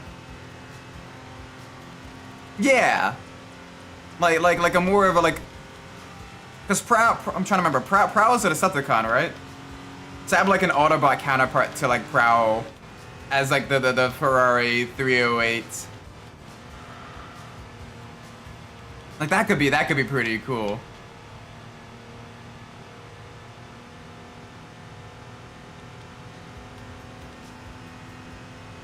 Oh, the struggle. Oh. Prowl is an Autobot. Dang, okay. I mean, that's the case. Could make the could make the other one then a Decepticon, but have him be kind of like almost like Soundwave, like in morality and everything. Or maybe like he just caught wind of like a bunch of corruption in like leadership, doing some investigation. Yeah, Magnum or something like that. Like that would be pretty cool.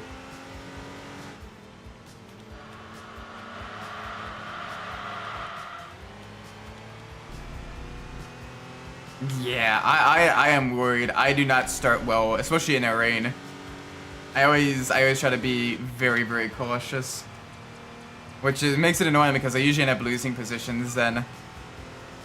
Hence why in Enduros I much prefer to be the second driver or a later driver, as once the field's kind of opened up a little bit and I got a lot more clear air, I can really kind of push through and make some moves on other opponents and everything in a bit more of a vacuum.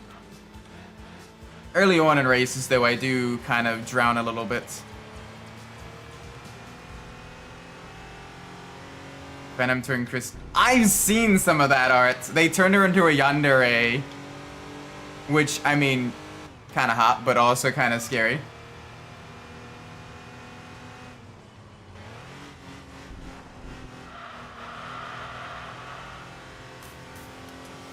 Yeah, I can eventually gain those positions back, but I lose a lot of those positions in wet races as well.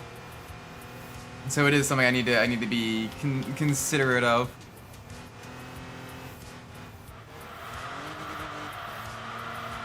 Oh man, I think we need more acceleration. I need to tune in some more acceleration. Yeah, cause like literally 5th gear, we haven't even reached it on the straights. Yeah, I started, I think, like P7 and ended up like P12 and then got up to P10. So not terrible. I did lose a few positions overall in the race, but like I managed to gain a few back. I just do not like the spray with that many vehicles.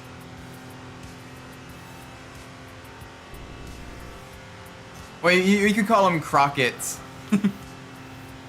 He's either the Miami Vice Testarossa or the Miami Vice Daytona. You could even give him like a Davy Crockett hat as well in his alt form. Oh, his robot form. That'd be kind of cool.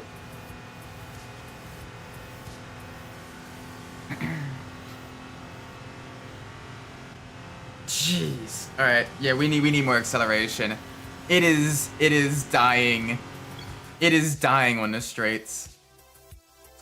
Yes. That would be good.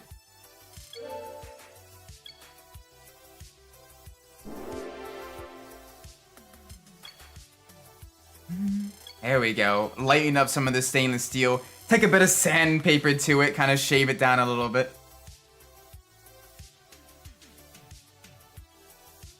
Yeah, I waited a little bit longer to go to dryers. I was a lot more conservative. I overcut a lot of people that are a bit more aggressive going to the dries.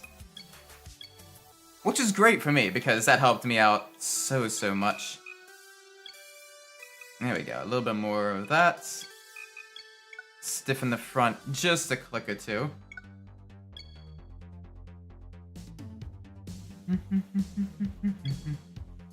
Aha, Marat. A Delorean and an Evo. Yep, no. That ain't gonna work. Look at the Auto Mountain Challenge. That could be a fun one.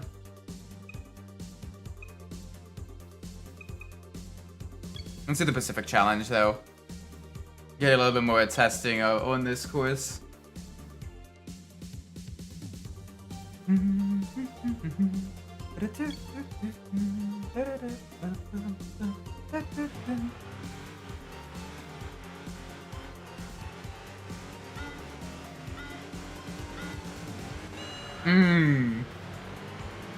Yeah. That'd be cool as well. Smoking the Bandit Duke. Unfortunately, you already have a Volkswagen Beetle with Bumblebee, so having a second Beetle with like Herbie may or may not work. Depends on what continuity it is and what Bumblebee it is.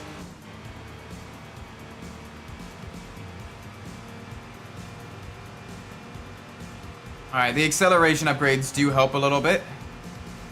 Not by much though, it still struggles on the uphill.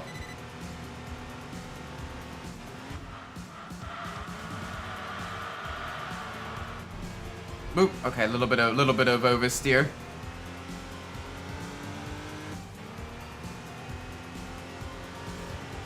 You could even have an orange super and call it like Walker.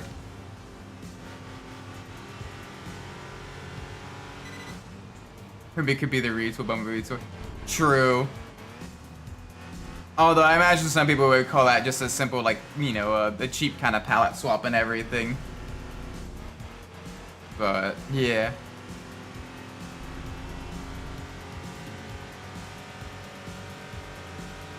To have a different kind of charger with, like, the massive supercharger sticking out of its hood. Call that something like Diesel. Or could use one of the other,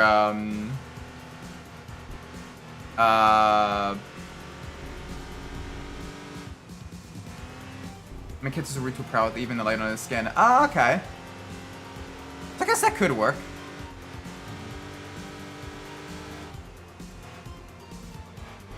That could work, actually. A little bit of understeer there. Switching to the snap oversteer because rear engine mess. Like, don't get me wrong, the Delorean is such a cool car, but it is far from a quick car. Like, holy moly. It is struggling a bit.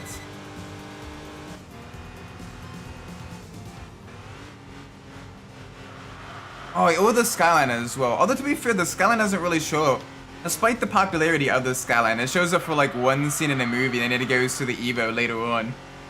Like, he drives the Super for longer than he drives the Skyline, which is kind of funny.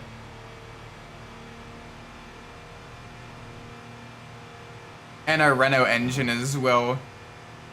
The Renault V6.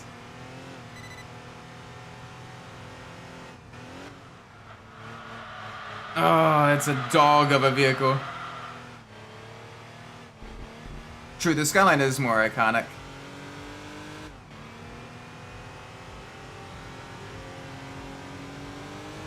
It's just funny how, like, it's, you know, one of the vehicles he drove like the least in the Fast and the Furious movies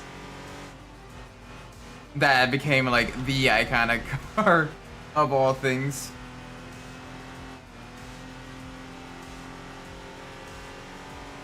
Yeah, the Sting. And then they did it with the Mazda fell through as well with using the rotary engine. Because it was originally supposed to be a rotary car. And it just didn't work out.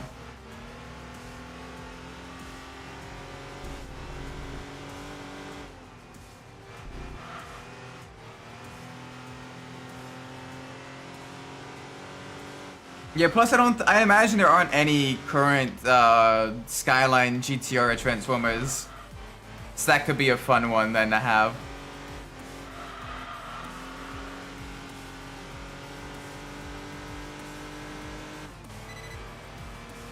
Come on, I want to eventually do some upgrades on this thing. Bakit sa kanto mo na na rin at they... Oh, no. Yeah, that's why I'm always paranoid about the strategy, and I always make sure I have a little bit of extra fuel. But yeah. Oh, that's much better. Much better. Isn't there a Skyline RX-7 Transformers currently? There might be. It's been a while since I've actually like taken a look at the toys. Last I took a look at it, I didn't see them, but I could very much be in the wrong. Alright, there we go. A little bit more upgrades.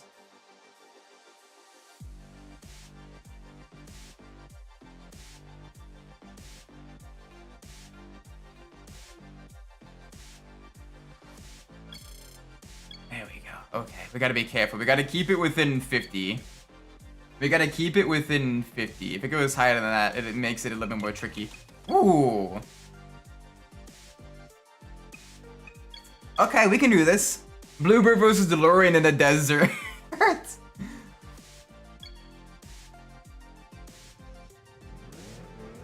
It'd be tough with all like the swoopy lines and everything. You need to have a very lean kind of robot body and everything like that. But it wouldn't be impossible. It'd just be very, very tricky.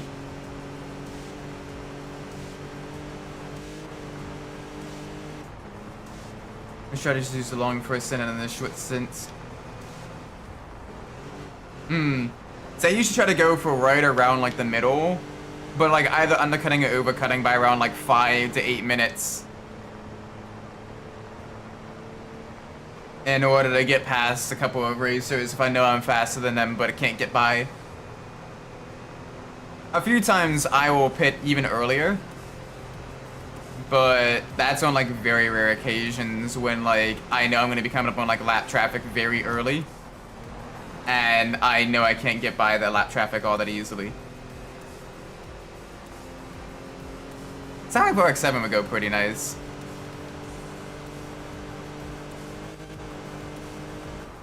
Other alternative would be like a mini truck like the Chevy S10 or like, you know, your Mazda B2000 or like your Ford Ranger and that type of stuff. That would be a pretty good one for a Soundwave as well. Especially if it's like the custom mini truck. Like one of those custom mini trucks. Like that'd be pretty cool. Or like the Nissan Hardbody. Those would go pretty hard for Soundwave as well.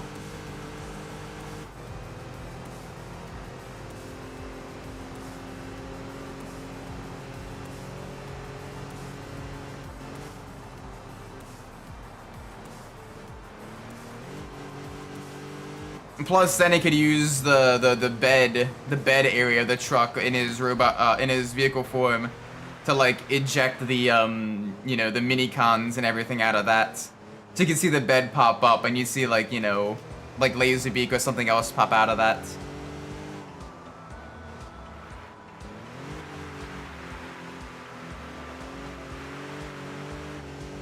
I feel like better with the heavy fuel. I don't know, I can usually go pretty quick on light fuel. But I usually focus on trying to keep my times pretty consistent over a full stint. Oh, the 2000 Escalade. Oh, you remember the when Hot Wheels tried to do Transformers with the modifiers? I think it is what they were called. Modifiers? I think something like that. You had like the Scion XB, the Escalade, a Mustang, a Ferrari, a Ford F-150, I think, or like a Dodge Ram. Like that type of stuff. Yeah, that'd be kind of cool.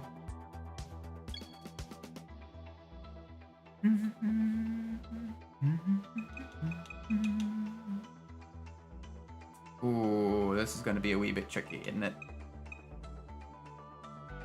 This is gonna be a wee bit tricky. That's gonna be extra tricky. Okay.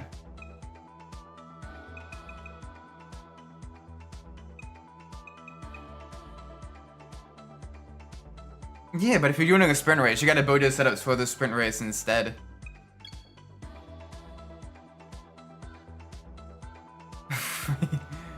I don't think we got a chance there. I don't think we can maybe get third. Third may be the quickest we can go. But yeah, I always kind of like headcanon Soundwave as like during battles and like all that stuff. He kind of like has like headphones in and is just listening to music. He's just vibing. He's probably a bit more of like the showy of the main four Decepticons. You know, a little bit more, I don't want to say flamboyant, but a bit more like he's got a bit more of the personality, a little bit more of like the individuality. He still cares about, you know, enjoying himself when he can. Like Megatron's too honor bound. Shockwave wouldn't do it because of the, you know, be a distraction. Starscream might, but he'd use it more so for like intimidating his opponent, so he'd play like Fight of the Valkyries or some other cliche stuff. It was literally DJ and Unicorn trilogy. Yeah. Plus, I mean, he literally has Soundwave in his name. Like, bro.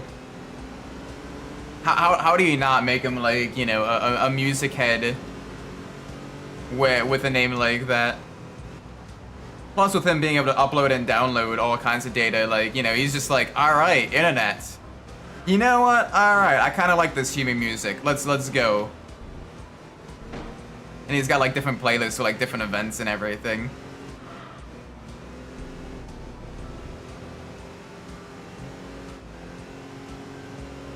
She hit me in my eye. Why should we follow you, Knuckle Crunch? We will follow you.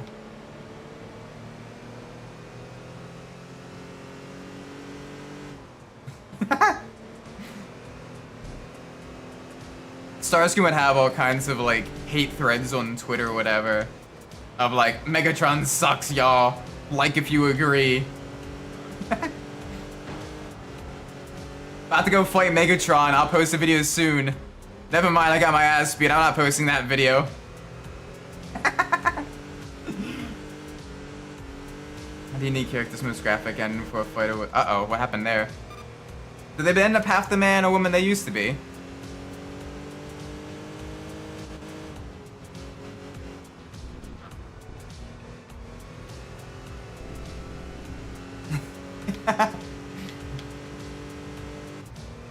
Soundwave would create like like an anime-esque gif of Megatron doing like the wave or whatever with just a caption skill issue.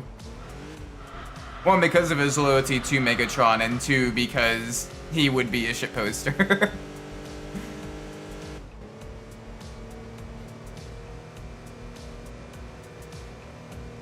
Oh, no power. No power. That's not good.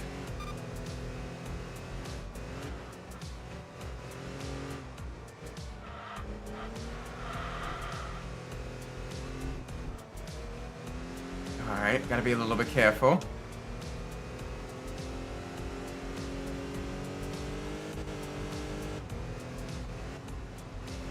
Alright, we're good, we're good, we're good. Nice. Smooth through the corners. Not too much further. I think we got time for one more race after this one. So hopefully this will be enough to get the Delorean upgraded again.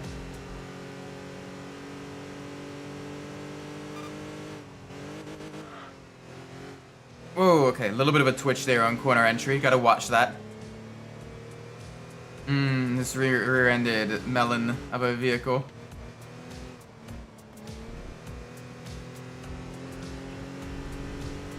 Ow. That hurts. The 3 a.m. thought posting. It's like, hey, I ever wonder what the point of this civil war is? You know, at this point, have we lost track of what we're actually fighting for? You get kitty pictures.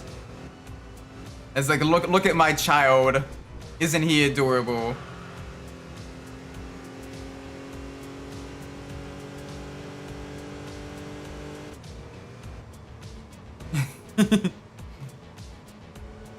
Should you be savage? True, true. We got time for one more race, I think. The little Delorean that could. No upgrades. Too many collisions with cars. Pain. At least we improved our ranking, which is good. Second place is always nice. Excuse me, how about that?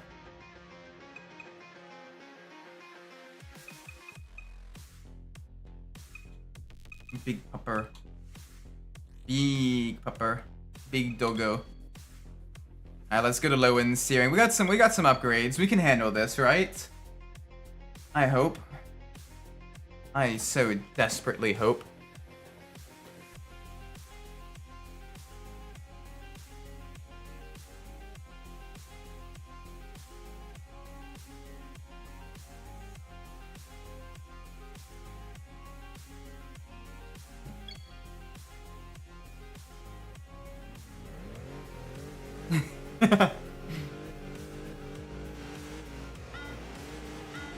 Yes, the Sigma memes. He would unironically create Sigma edits of Megatron.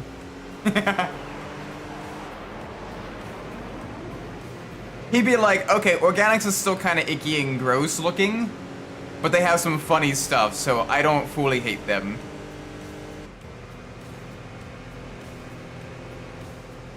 Like, he wouldn't be quite as impartial to organics as, like, Shockwave would be, but, like, he'd at least be like, okay, yeah, they can exist on their corner there, and we can exist on our corner here, and we can share the internet. That sounds fair. I still don't want them touching me, though.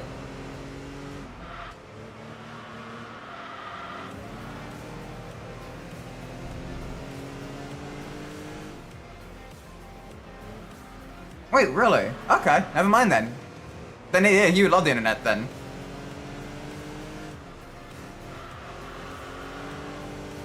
An angry bean. Don't make the bean angry. Alright, I guess it was more so like Megatron. Megatron definitely doesn't quite like organics. And Starscream especially doesn't. Okay, got it.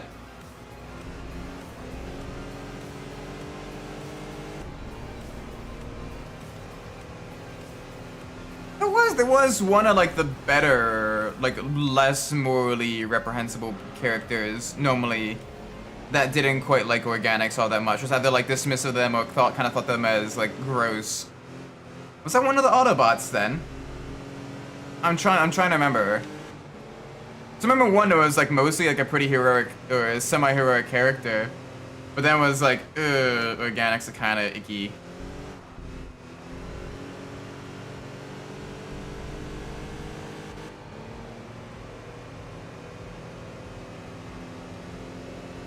Who was that? I could have sworn there was one character like that. Maybe I'm thinking of something else.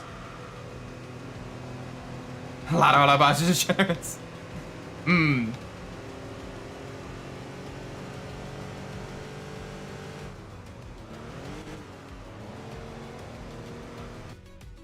hang on a second.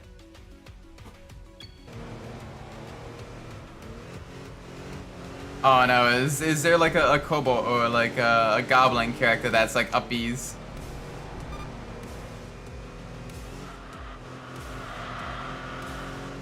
Pick me up, big lady. Nah, I could have sworn it was like one character that is specifically like, I don't necessarily hate organics, but they're kind of gross. Their actions are kind of icky. I don't like that.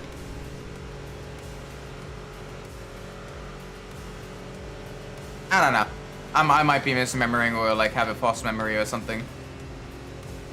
It's been a little bit since I've engaged with some Transformers media outside of Transformers 1, so.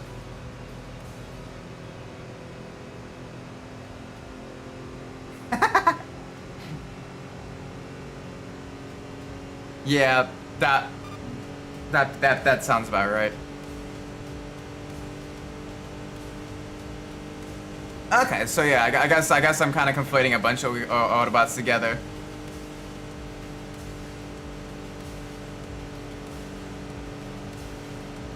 Interesting.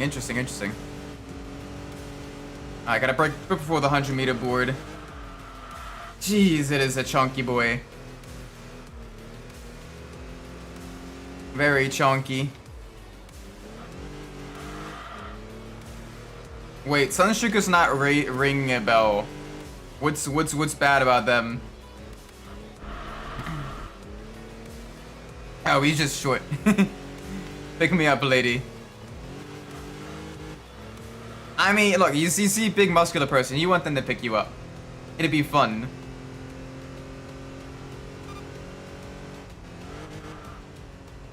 Easy on the brakes here. Keep the car under control.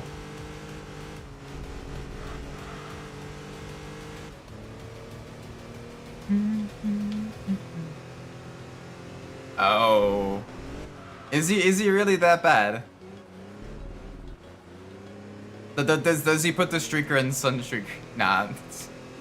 Why are you making a joke like that, Isaac?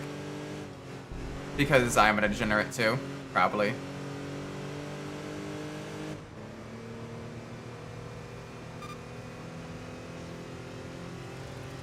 Oh. Damn, okay. Cool. Fun.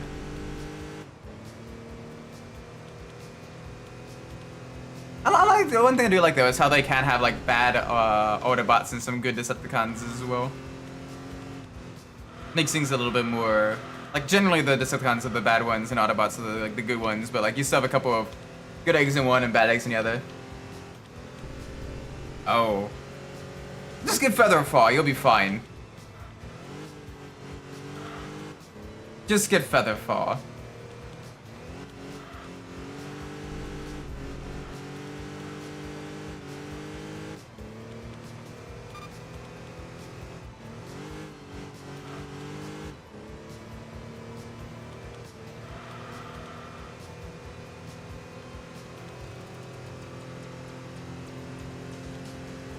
Alright, come on.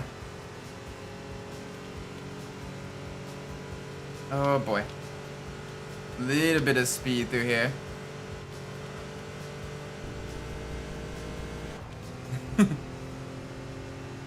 I am a Cybertronian who is the right-hand man to Megatron.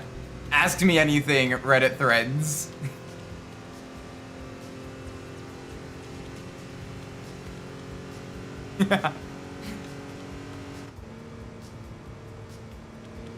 Oh gosh.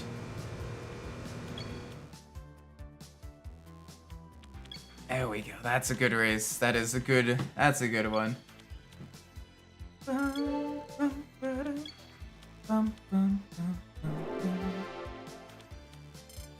There we go. Alright, we're already almost up to level 10 on this. Very, very nice.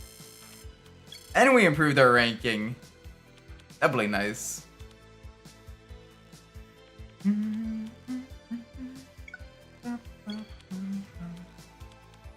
Oh, that's high strength. Very high strength. Soundwave superior, Autobots inferior. Yep. Wouldn't surprise me if like they did exist. He'd have a Reddit. He'd have a Reddit account. Yes. But anyway, I'm gonna be ending this stream here. It is getting very late, and I need to get dishes done, and I need to get a few more things sorted. Especially because I need to get things prepped for Easter Sunday. Gotta get a few things sorted there. So that's gonna be very, very fun. Thank you all so much for watching. I do appreciate it. If you enjoyed the stream, please make sure you like, subscribe. Let me know what you want in the comments down below. If you didn't like the stream, Please let me know what I'm doing poorly so I can fix it in the future. That being said, I'm Umbras, and wherever you're in the world, some of it is for you. Maybe a great time, and I'll see you all in the next stream. Until then, take care, everybody. Bye bye.